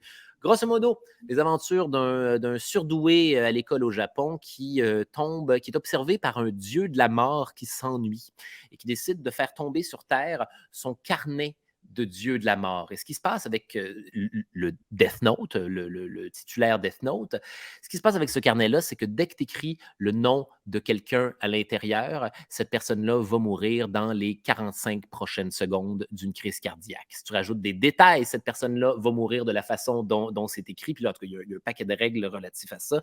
Et là, notre personnage utilise ce livre-là afin de devenir Dieu de son vivant, afin d'avoir possibilité de vie ou de mort sur tout le monde, sur les criminels et de réorganiser la société de cette manière-là. Et c'est une pièce, c'est une enquête. Premièrement, c'est une bonne vieille enquête de détective. Il n'y a rien que j'aime plus que cette affaire-là. C'est une enquête de détective surnaturelle, bien sûr. Il y a des bons vieux dieux de la mort, des bons vieux shinigami. Et les conversations philosophiques relatives au concept de cette BD-là à avoir avec des amis sont infinies et toutes plus intéressantes les unes que les autres. Ton take sur Death Note en dit beaucoup sur qui tu es. Ce que tu ferais avec un Death Note en dit énormément sur qui tu es. Puis il y a toutes sortes d'écoles de pensée, puis c'est ça en tout cas, le point que le manga fait, c'est ce genre de pouvoir-là, là, le pouvoir de vie et le pouvoir de Dieu corrompt même la meilleure des personnes. C'est ça la leçon de toute cette affaire-là. T'as beau là, être une personne là, qui aurait été un excellent agent de police, un premier de classe, quelqu'un qui avait la justice en tête quand il a commencé à utiliser cette affaire-là, le pouvoir de Dieu fait de nous des diables. Wow, c'est beau, ça. Lisez le manga. Il est sur Netflix, là, mais je m'apprêtais à écouter la série une troisième fois. Je me suis acheté les BD et c'est un satané beau voyage de BD. Je vous le suggère. À 4h30 avec un joint, là, ça se tape vraiment facilement. Parfait. Les pires moments de l'histoire ou les dandys du drame? Les pires moments de l'histoire, oui, bien sûr, bien sûr. Ben, les Dandys du drame, c'était le fun. C'est un groupe duquel je faisais partie quand on est sorti de l'école de l'humour avec Jérémy Larouche, Pierre-Luc Pomerleau, mon Dieu, avec Francis Papineau, il y a eu chum Dominique Roxicini qui fait de la Des publicité pubs? maintenant. Il y a Oui, des c'est pubs? ça. Un peu dans des pubs? Il a rentabilisé son casting. Excellent casting d'Homme Rock. Je suis content de le voir dans des affaires de même. Et François de Grandpré, avec qui je suis, qui est mon auteur. Là. On écrit du stand-up depuis 10 ans ensemble. Il est sur les pires moments de l'histoire. J'aurais pas rencontré, c'est ça l'affaire. J'aurais pas rencontré aucun de ces individus fascinants dans ma vie si ça n'avait pas été d'être dans un collectif d'humour avec eux autres.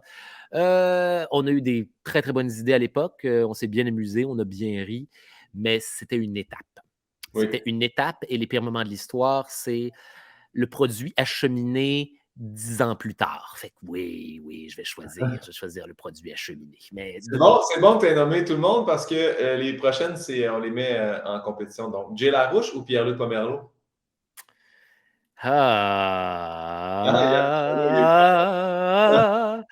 OK, je dirais Jay Larouche parce qu'on est le même genre de nerds dans la vie. On a les mêmes références sur un paquet d'affaires, puis on se fait rire avec des technicalités de mise en scène, de produits consommables de nerds qui nous fait bien rire. Là. On rit des mêmes... Oui, absolument. Mais Pierre-Luc, man. Pierre-Luc, c'est un individu tellement plaisant, tellement... Il est fin, il est vrai, mon Dieu. Il est plein de... Tu sais, quand on jase, là, justement, là, de pas... je me suis jamais senti... comment dire? Il m'a jamais drainé d'énergie. Et Ouais, ça, c'est très, d'accord. très rare à dire d'un autre humoriste, de croiser du monde qui sont authentiques et non drainants. Fait que, pour les connivences, je dirais Jay, mais c'est de peu. Francis Papineau ou François de Grandpré? C'est compliqué, ça, merde. Je sais, ça n'a pas de bon sens. Il t'en Oui, reste un après ça. Là. Francis Papineau, c'est parce que là, ça fait un bout de temps qu'il fait plus de stand-up, mais c'était un des gars qui me faisait le plus rire. J'adorais le stand-up de Francis Papineau. Il y avait un bon personnage, c'était niaiseux, mais c'était difficile. C'était des années difficiles. Puis là je pense qu'il a arrêté d'en faire justement parce que c'était tout un trajet. Oui. Puis François, parce que François, c'est la seule personne avec qui je peux écrire du stand-up. C'est la personne qui a appris à comprendre comment je parlais, puis qui est capable de m'imiter. Qui sait que je vais choisir François, tout simplement parce que je travaille avec lui, puis il fait partie de ma routine à la job. Je vais prendre François. Dernier face-à-face de gens que tu connais. Je veux juste Mm-hmm. m'assurer de ne pas me tromper. Audrey Rousseau ou Barbara Judith Caron? Merde. Jeez. Ben, dans des situations comme ça, il faut que je donne du positif de tout le monde. Oui. OK. Barbara, c'était notre réalisatrice sur les pires moments dans les premières saisons. Là. C'est plus à partir de celle-là, là, mais c'est quelqu'un qui me remet en question de la bonne manière. C'est quelqu'un qui me cale quand je vais trop loin. On va souvent trop loin en humour. On fait souvent des affaires démesurées où on joue sur la ligne. Là, on essaie de faire du funambulisme puis d'être un petit peu edgy. Et Barbara vient avec plein de questions. Elle vient avec genre, est-ce que n'êtes-vous pas certain qu'on n'est pas en train de dire un petit peu cette affaire-là qui pourrait nous attirer beaucoup de problèmes plus tard? OK, effectivement. Puis là, je le réalise là, des années plus tard. Il n'y a rien qui vieillit plus vite que l'humour, man. Ouais. Puis t'écoutes des affaires là, d'années passées, t'écoutes du vieux stand-up. Même pas si loin, là. Moi, tu sais, le documentaire du Saint-Cyboire, là, Oui. Ben T'écoutais des vieux Lefebvre, gags? m'ont envoyé des... Ils disaient, on aimerait ça mettre ça dans le documentaire. J'ai fait non sur toute la ligne. Non. Je m'excuse. J'endosserai jamais ce que je vois, puis c'est moi. Fait que Tu vois?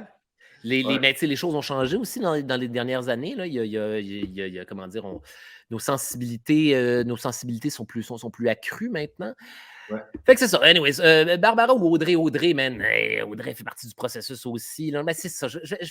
Audrey, c'est la personne qui me fait couper dans la vie. C'est la personne qui me cale quand je suis trop verbeux et long. Et ça, c'est un de mes problèmes récurrents. Je suis verbeux et je parle longtemps. Et Audrey n'hésite surtout pas à me dire c'est pas nécessaire de jaser pendant 15 minutes. Là. Ouais, non, je pense que tu l'as fait ton point. Là. Je pense qu'on n'a pas besoin de 14 autres chapitres de cette affaire-là. Et ça, j'ai vraiment crissement besoin de ça dans la vie. Je vais choisir Audrey, mais tout simplement parce qu'elle fait partie du processus créatif avec moi sur un paquet d'affaires. François puis Audrey, c'est les auteurs. Ils sont irremplaçables. Je comprends. Le prochain, j'ai juste peur de mal le dire. Gengis Khan Genghis Khan, oui.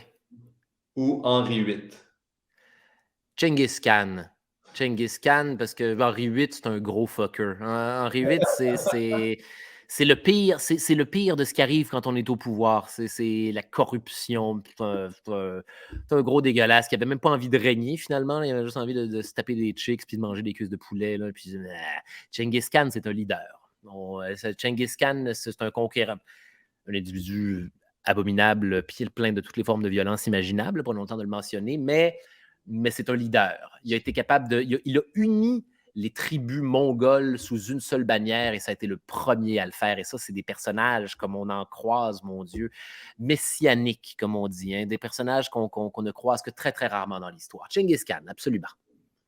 Rasputin ou Vlad l'Empaleur?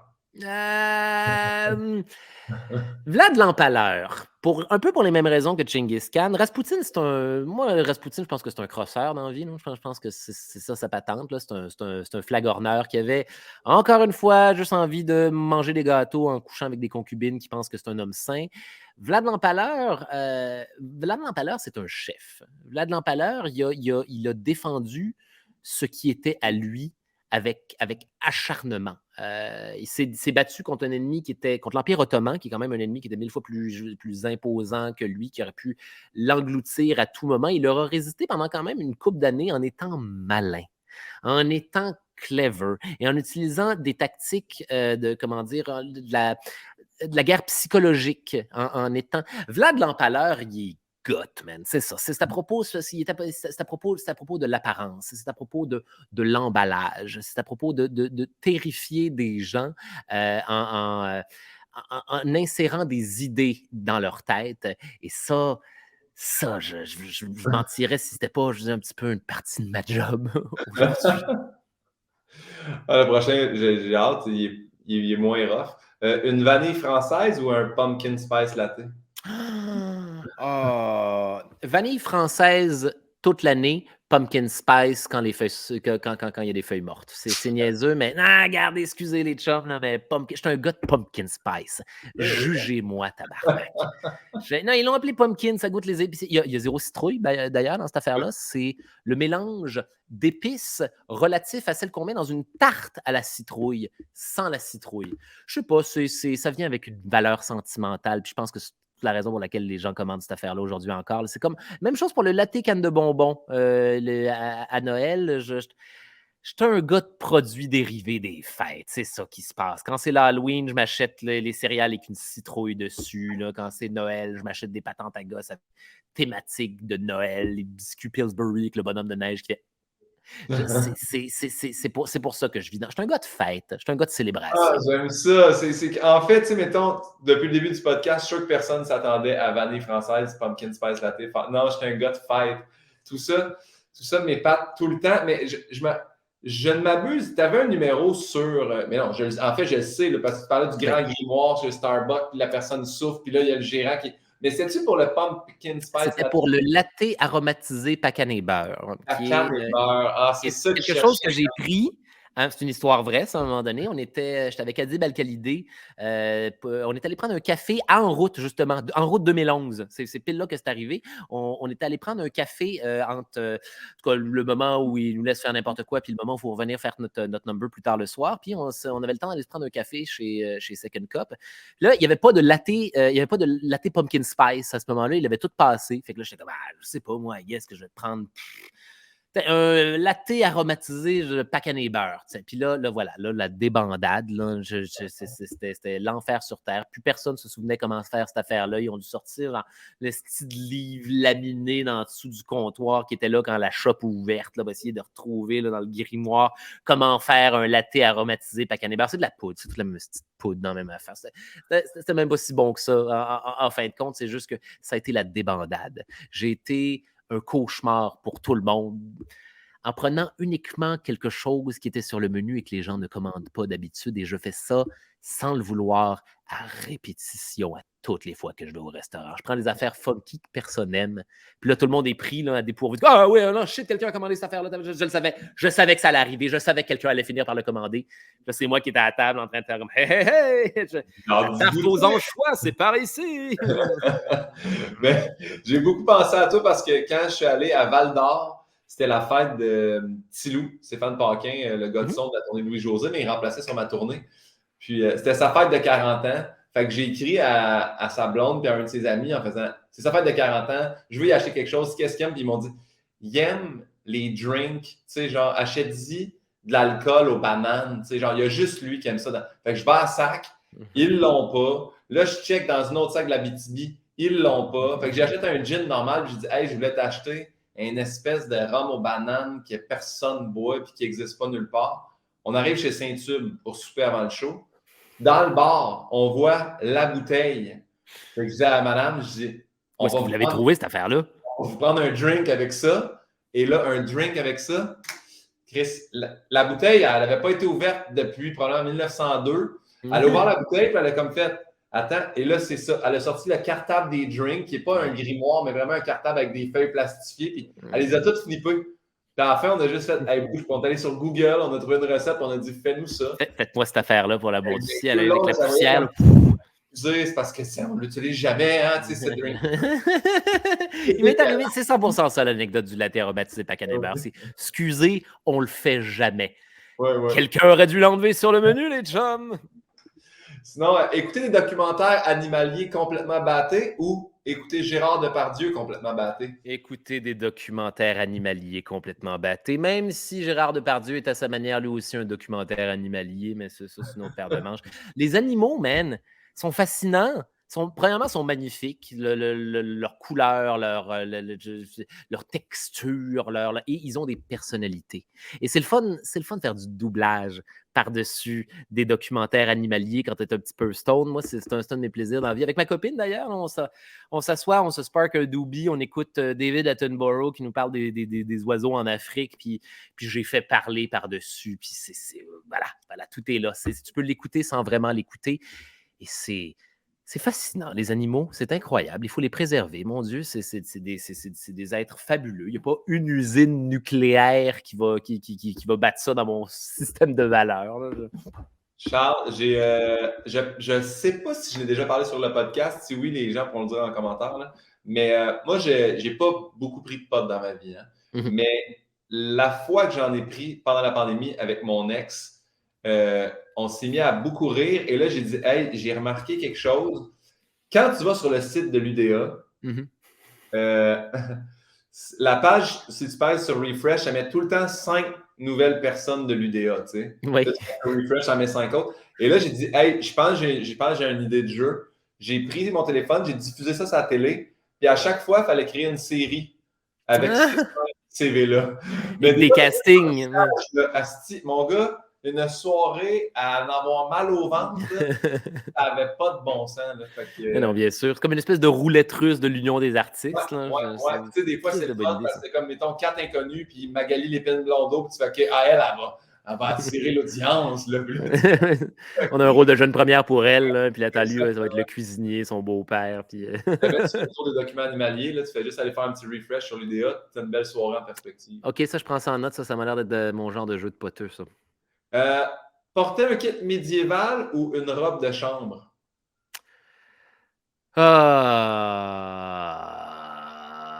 Une robe de chambre parce que c'est mon linge dans la vie. C'est ce que je porte. C'est ce que je porte. Je suis casanier, moi. Je sors pas beaucoup de chez nous. Je suis un intelloche qui écoute des documentaires en fumant des cigarettes. Puis ça, c'est des affaires qui se font toutes en robe de chambre. Le costume médiéval, maintenant, c'est celui que je décide de porter pendant mes vacances, quand j'ai la possibilité de ne plus être moi-même. Et ça, c'est merveilleux, mais pour d'autres raisons. Et c'est merveilleux parce que c'est le fun, c'est inconfortable. Et ça en devient le fun d'être inconfortable parce qu'on est au Moyen Âge. C'est ça l'immersion de cette patente-là. Là. Tout ce qui est chiant dans la vie devient le fun à partir du moment où c'est filtré par un filtre médiéval. Ça, c'est mal. Mais non, la robe de chambre. La robe de chambre, mon Dieu, c'est ça mon linge. Faire la soirée T'es encore jeune ou faire la voix de Juste pour rire? La soirée est encore jeune, assurément, mon Dieu.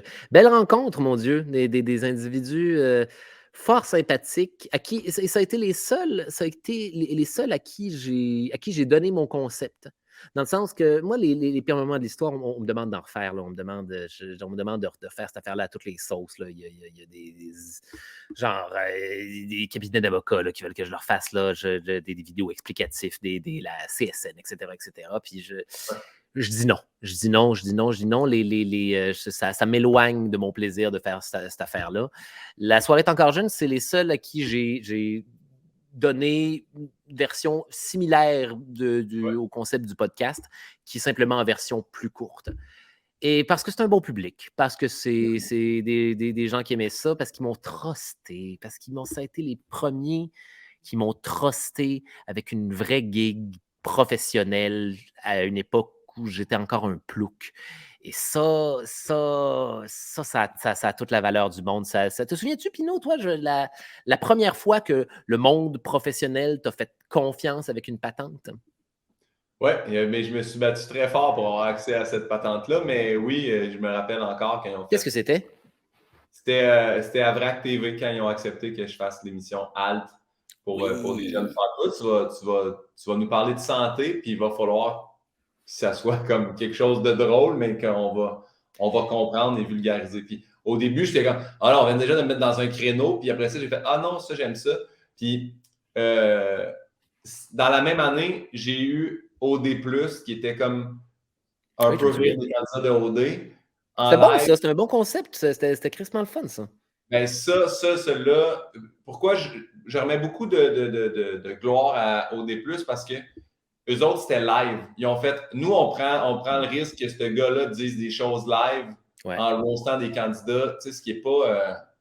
c'est parce que tu peux, live, là, tu peux l'échapper, la joke qu'ils vont éditer, puis que, tu sais, il y en a en footage d'enregistrer probablement des affaires de vrac ou peu importe, où tu fais comme, je pense qu'il y a du l'édit là-dessus. Qu'on a filtré quelque chose. Mais ça, fait que c'est deux. Puis, étant donné que c'est ta première, tu le prends le défi, là. Let's go, là. Faites-moi faire le funambulisme que vous voulez que je fasse, là. Je vais le faire pour vous. Vous m'avez fait confiance.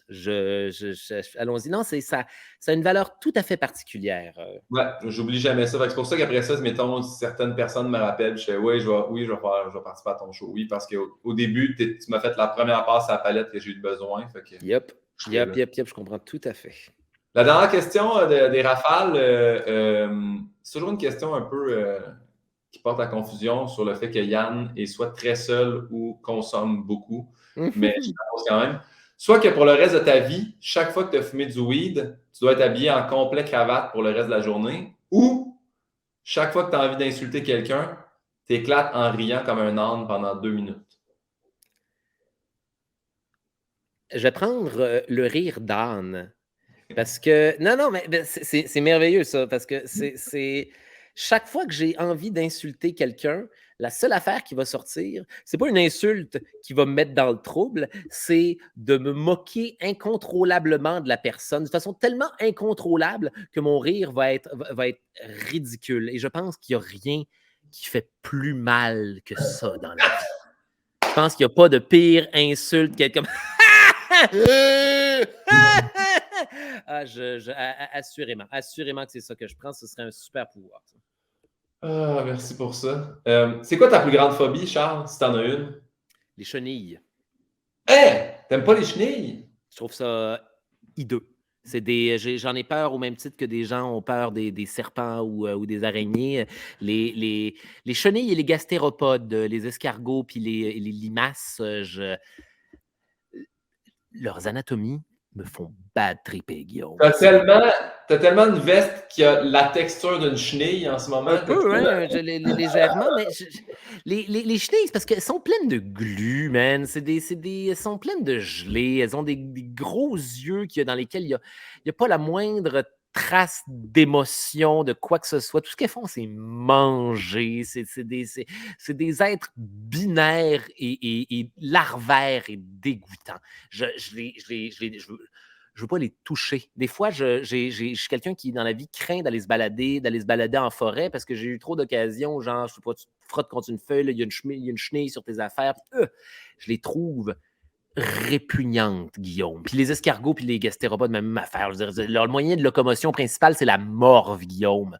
Ces créatures-là dépendent de la morve.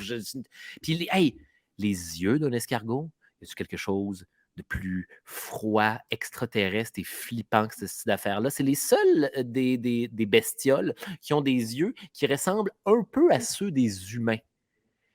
Et ça ne devrait jamais être comme ça, mon Dieu. Ils ont une pupille, là, ils ont mais c'est ça, des gros yeux vides qui sont constamment d'aérer indépendamment, avec, encore une fois, aucune expression attribuable. Non, c'est des monstres, c'est des putains. Puis la morve. Non, pire affaire qui existe. Qu'est-ce que tu souhaiterais pas à ton pire ennemi? Être enterré vivant. Non, c'est pas vrai. Je ne souhaiterais pas à mon pire ennemi un accident de spéléologie, de l'exploration des cavernes. C'est comme ça qu'on appelle ça? Oh mon Dieu, oui. Tu sais de quoi je parle, hein? Il y a un gars, là, je tombe. Non, mais moi, tout ce qui est caverne, tout ce qui est petit endroit étroit, tout ce qui est traversé dans une plongée sous-marine puis resté jamais, tout ça, ouais.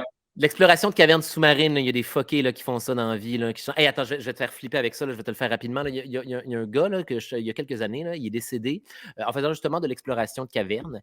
Il est tombé à l'envers dans un trou où il est resté pogné la tête en bas pendant plusieurs heures. Fait que là, tu es dans le noir absolu, jamais en deux parois rocheuses, la tête en bas, dans une situation où c'est plus irrespirable que jamais. Et là, il faut que quelqu'un te trouve. Et ils l'ont trouvé, Guillaume. Ils l'ont trouvé, ils ont envoyé des robots pour essayer de le dépogner et ils n'ont pas été capables de le déprendre. Puis il est mort. Et ça, Guillaume, là, ça ne sera pas ma mort. Je ne vais pas mourir comme ça, je te le promets. Et je ne le souhaite pas à mon pire ennemi. Bien répondu. Si jamais, parlant de pire ennemi, Yann vient d'arriver. Si tu veux l'envoyer promener pour ses questions rafales, il est juste allô, là. Yann, humblement, va chier. Bon, je poursuis. Hey, parce que tout le long, la caverne, je me disais, je pensais qu'elle allait être pognée en tête par en bas, puis qu'à un moment donné, c'est comme la montée des eaux, puis il est comme mort noyé. Je pensais que c'était ça, puis tout le long, j'angoissais que tu allais arriver au moment où l'eau monte, puis mais c'est quand même assez angoissant de juste. Il a juste asphyxié la tête en bas dans le noir, Guillaume. C'est pas mieux. Au moins l'eau, ça va être bref. J'avais tout allé bien, là, puis je suis rendu avec une nouvelle peur. Bon. C'est quoi le bonheur parfait pour toi, Charles? Le bonheur parfait.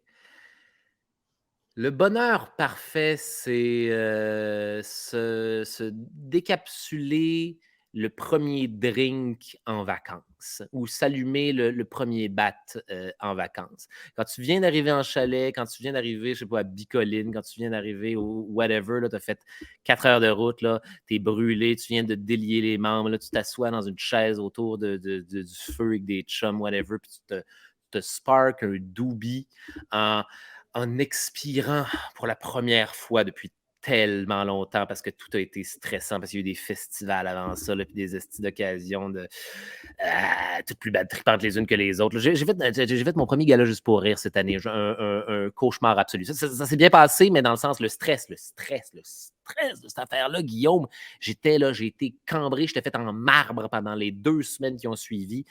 Puis après ça, j'étais allé en vacances. Puis je me suis assis autour d'un feu avec des chums et j'ai regardé le coucher de soleil avec des amis. Et j'ai explosé.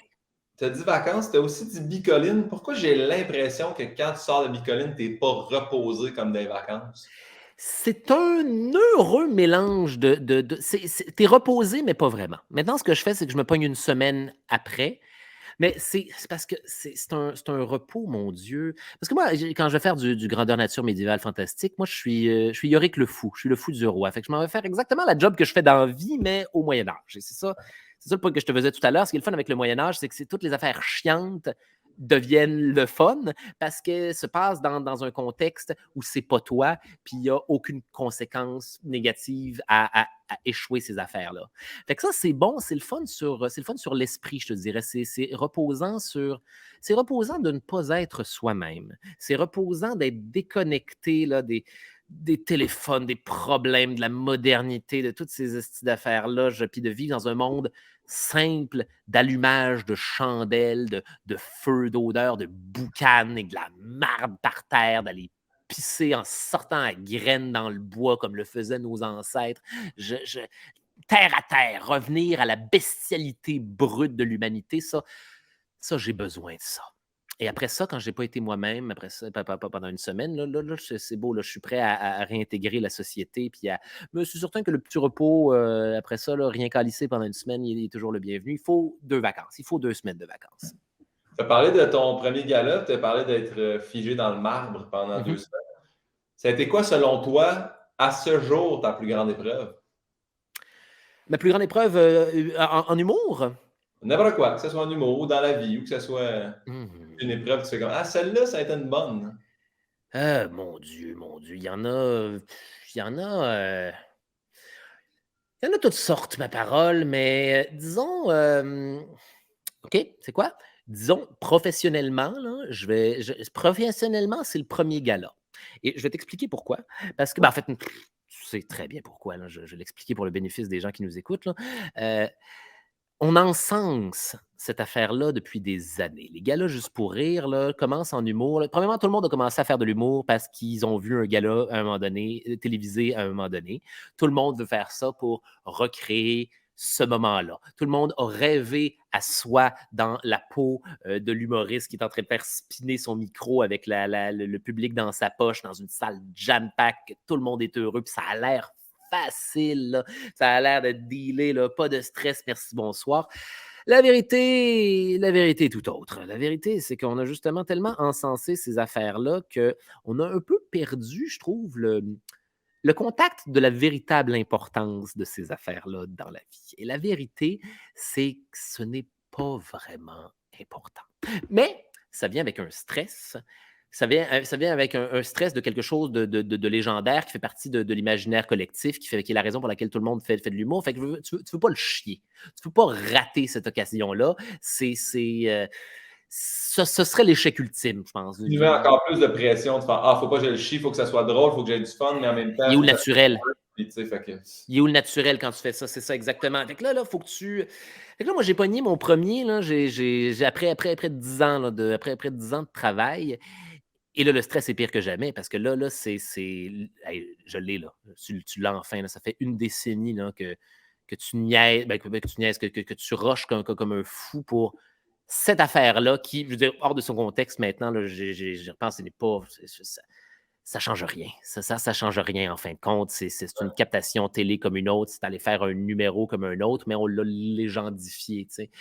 Puis surtout que je suis content parce que j'étais à un moment donné, je veux dire, j'étais à un stade dans ma carrière où c'était plus un make it or break it. Là. C'était plus genre comme les anciens galas je sais pas moi, du début des années 2000 ou des années 2000 ou de la fin des années 90 ou du début des années 2010 que genre c'était ton occasion.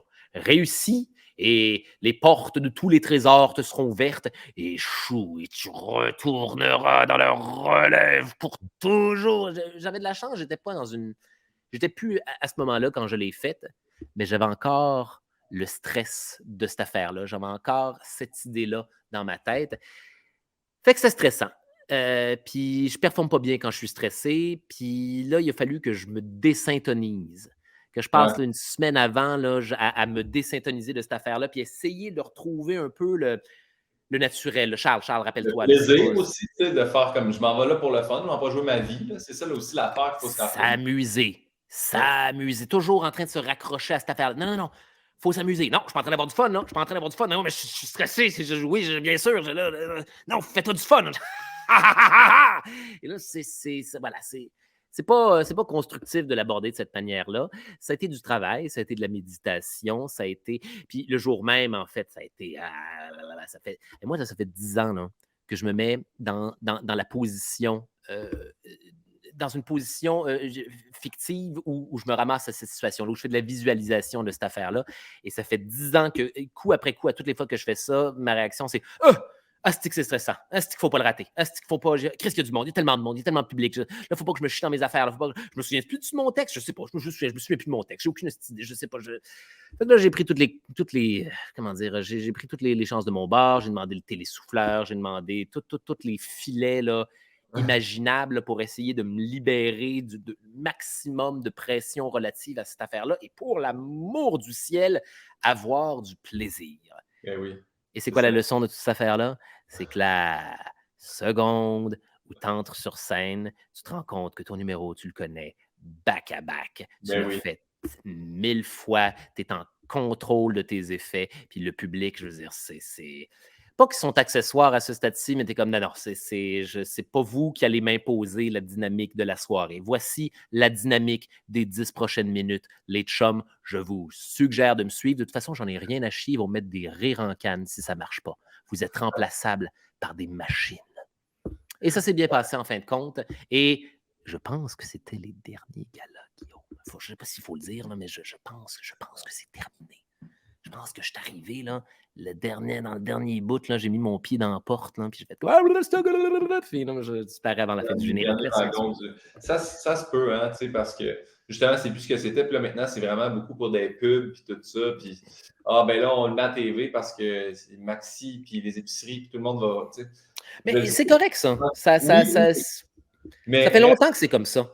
Ouais, puis je pense que les gens vont venir découvrir du stand-up de d'autres manières. Le stand-up n'est pas mort. Très fort. Puis ce qui est bon, c'est quand justement ils reprennent ton numéro puis ils le mettent sur le web. Sincèrement, je pense que c'est là que ça marche. Puis j'aime ça parce que Yann m'a écrit faire du télésouffleur pour Charles Beauchesne, ça doit être quand même rocambolesque.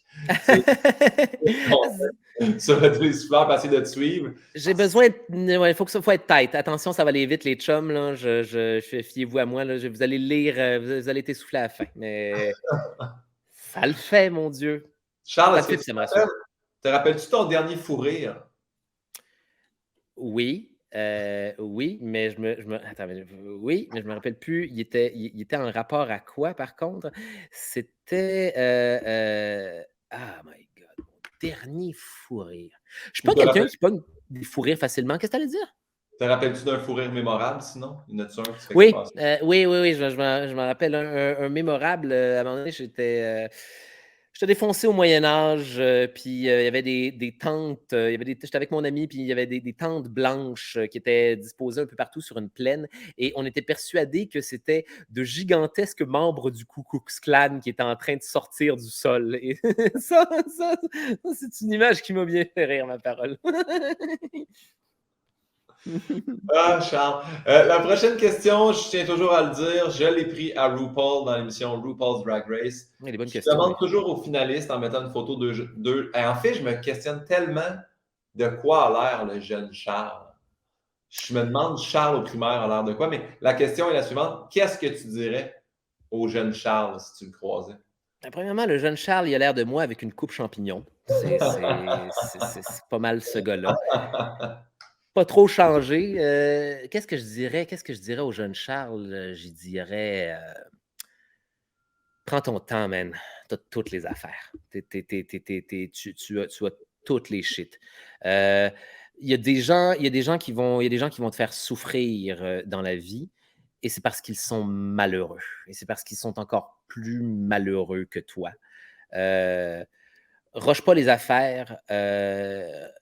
Fais pas de l'art par vengeance. Fais-en parce que tu as du fun à en faire, et toutes les affaires que tu veux qui arrivent vont découler de cette affaire-là, mais fais pas, s'il te plaît, ne fais pas du stand-up par vengeance. C'est quelque chose que tu vas devoir désyntoniser dans ta vie. La job, la création, c'est super le fun, mais c'est pas la seule affaire qu'il y a. Oublie pas que c'est pas une personne, ça n'a pas de personnalité, la job. Les gens autour de toi en ont. Occupe-toi des gens autour de toi, juste un peu plus que de la carrière. Juste un petit peu plus.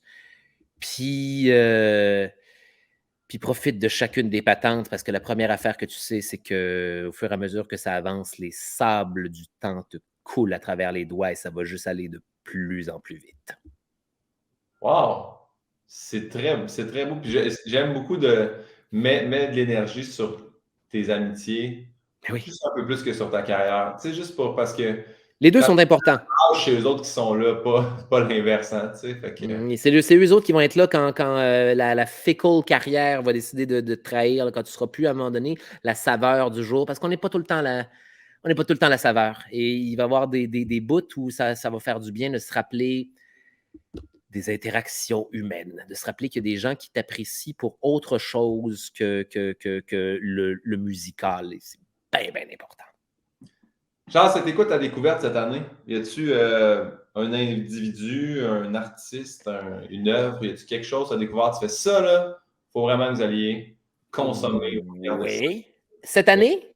Oui, ben dans les 365 derniers jours. Dans les Ça peut être une 300... découverte par rapport à toi aussi. Tu peux faire « J'ai découvert que j'étais bon pour gosser du bois. » Tu sais, ça peut être ta découverte de l'année. OK. Ma découverte... c'est que je n'ai plus besoin des réseaux sociaux pour exister.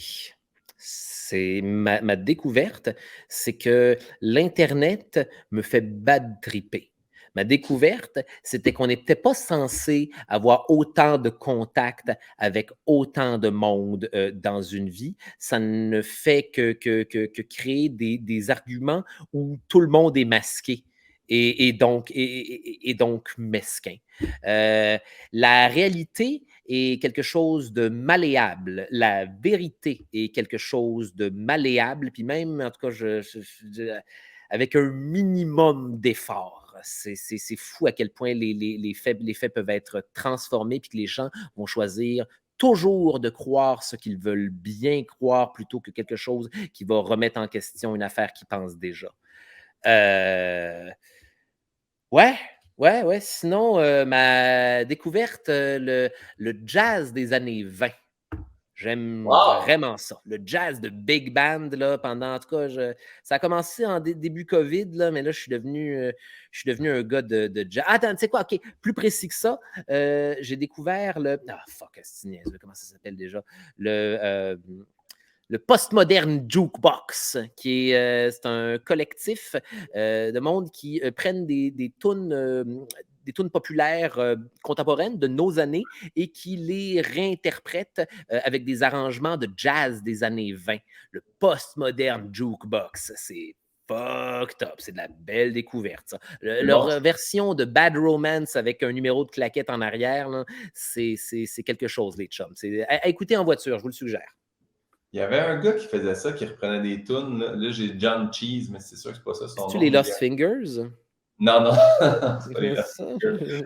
Non, mais il y a un gars... c'est ça, John Cheese? Jack Cheese? En tout cas, il y a un gars qui faisait ça, il reprenait des tunes jazzy. Puis pendant un bout, j'écoutais vraiment ça, mais je te dis ça, je vais être à l'université. C'est-tu le... Oui, non, je sais de quoi tu me parles. C'est... Richard Cheese. Oui, c'est... Le gars qui prenait des tunes de Slipknot puis il en refaisait des versions crooner à la Michael Bublé. Ouais, exactement. Intéressant. C'était pas jazz, c'est ça, c'était plus crooner, mais c'était très bon. Charles, on est rendu à la fin du podcast, donc C'est-à-dire que ma dernière invitée a une question pour toi. C'est Ma parti. dernière invitée était, c'est drôle parce qu'on vient de parler de musique, c'était Kim Clavel, la boxeuse. Et elle me dit, Charles, si tu étais un boxeur, sur quelle chanson entrerais-tu dans le ring?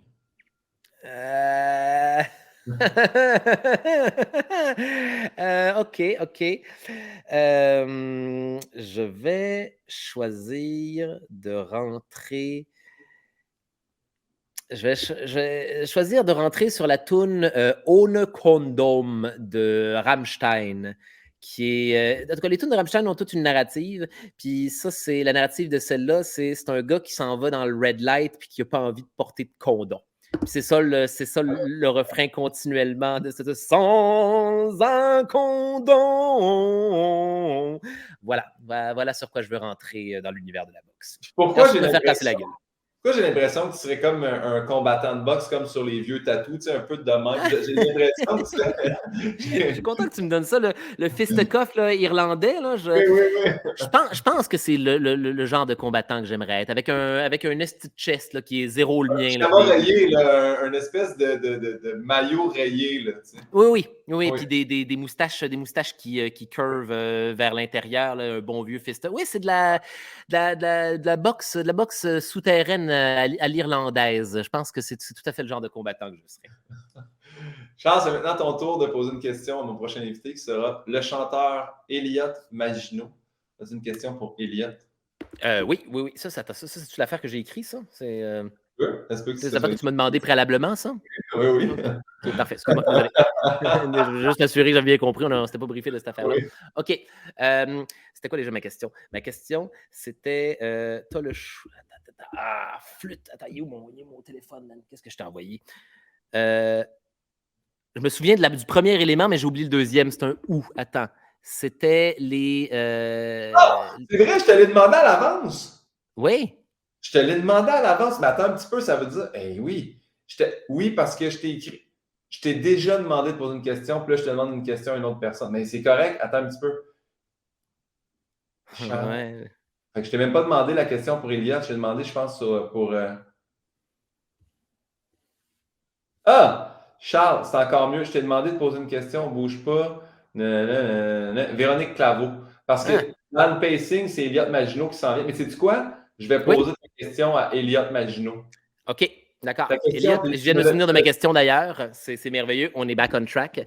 Elliot, tu as deux choix. Tu peux soit tu es obligé de manger un roulé suisse par minute jusqu'à la fin de tes jours, ou on transplante ton cerveau dans celui du lynx du biodôme.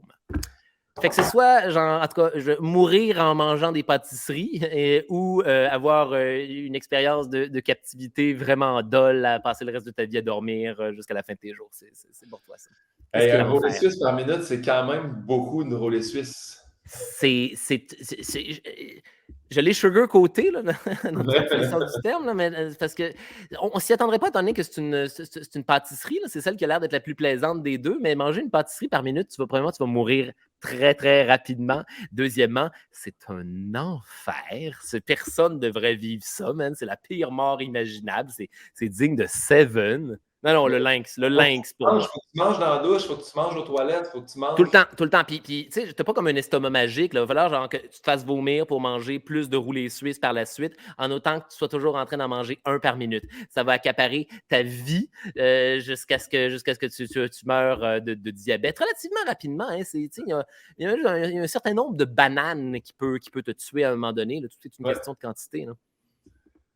Charles, j'ai tellement eu de plaisir. Je demande tout le temps ça aux invités à la toute fin. As-tu quelque chose que tu aimerais plugger? Qu'est-ce qu'on doit regarder, consommer, lire, écouter avec Charles Beauchesne dedans? Rapido presto. Attends un peu, j'ai oublié, je t'en ai même pas parlé de ça, mais l'autre fois, j'arrive à la bibliothèque, je fais on dirait Charles Beauchesne. Chris, c'est un livre avec tout dessus. Ouais. Ouais. C'est vrai, fait que j'ai dit lire, mais il y a vraiment un livre à lire avec toi dedans. J'allais le plugger, commençons par cette affaire-là. Attends, je vais aller le chercher, le sec. C'est vraiment, c'est bien fait. OK, les amis. Alors, premièrement, si vous allez faire un tour en librairie, il y a cette fabuleuse pièce, Les Chroniques de l'Abîme, qui est un livre que j'ai écrit avec mon comparse Simon Predge du podcast Ars Moriendi. C'est un recueil de nouvelles. Oh, ben, je vais vous montrer. C'est un recueil de nouvelles d'horreur avec. Là, on ne le voit pas, là, mais il y a des, en tout cas, il y a des illustrations, là, fucked up, là, puis on a un chouette illustrateur français sur celle-là. Sinon, je suis dans les dernières représentations de mes 2 conférences. Charles Beauchesne parle de Jack l'Éventreur pendant 60 minutes et Charles Beauchesne parle de la peste noire pendant 60 minutes. Dépêchez-vous, billets en vente au hahaha.com. C'est mes dernières. Après ça, je les remets dans le fridge pendant un bon 2-3 ans. Je vais les refaire, mais ça s'en va au fridge très rapidement. Je ressors mon spectacle de stand-up de 2019, Les Corbeaux me regardent d'un air bizarre. Ça, je vais le runner pendant quelques temps encore. Venez en profiter. Et je peux l'annoncer, mais les pires moments de l'histoire, on est de retour pour une 5e saison. J'enregistrais ça aujourd'hui, peux-tu croire? Ça s'en vient d'ici le mois de décembre. Merci infiniment d'avoir accepté de participer au podcast en plaisir. plus de cette grosse journée-là. Charles, je fais ça maintenant, c'est nouveau. Je demande à la personne de dire un mot de la fin et j'appuie sur le générique. Donc, tu as le mot de la fin. N'oubliez surtout pas de ne jamais tomber amoureux. Merci, Charles.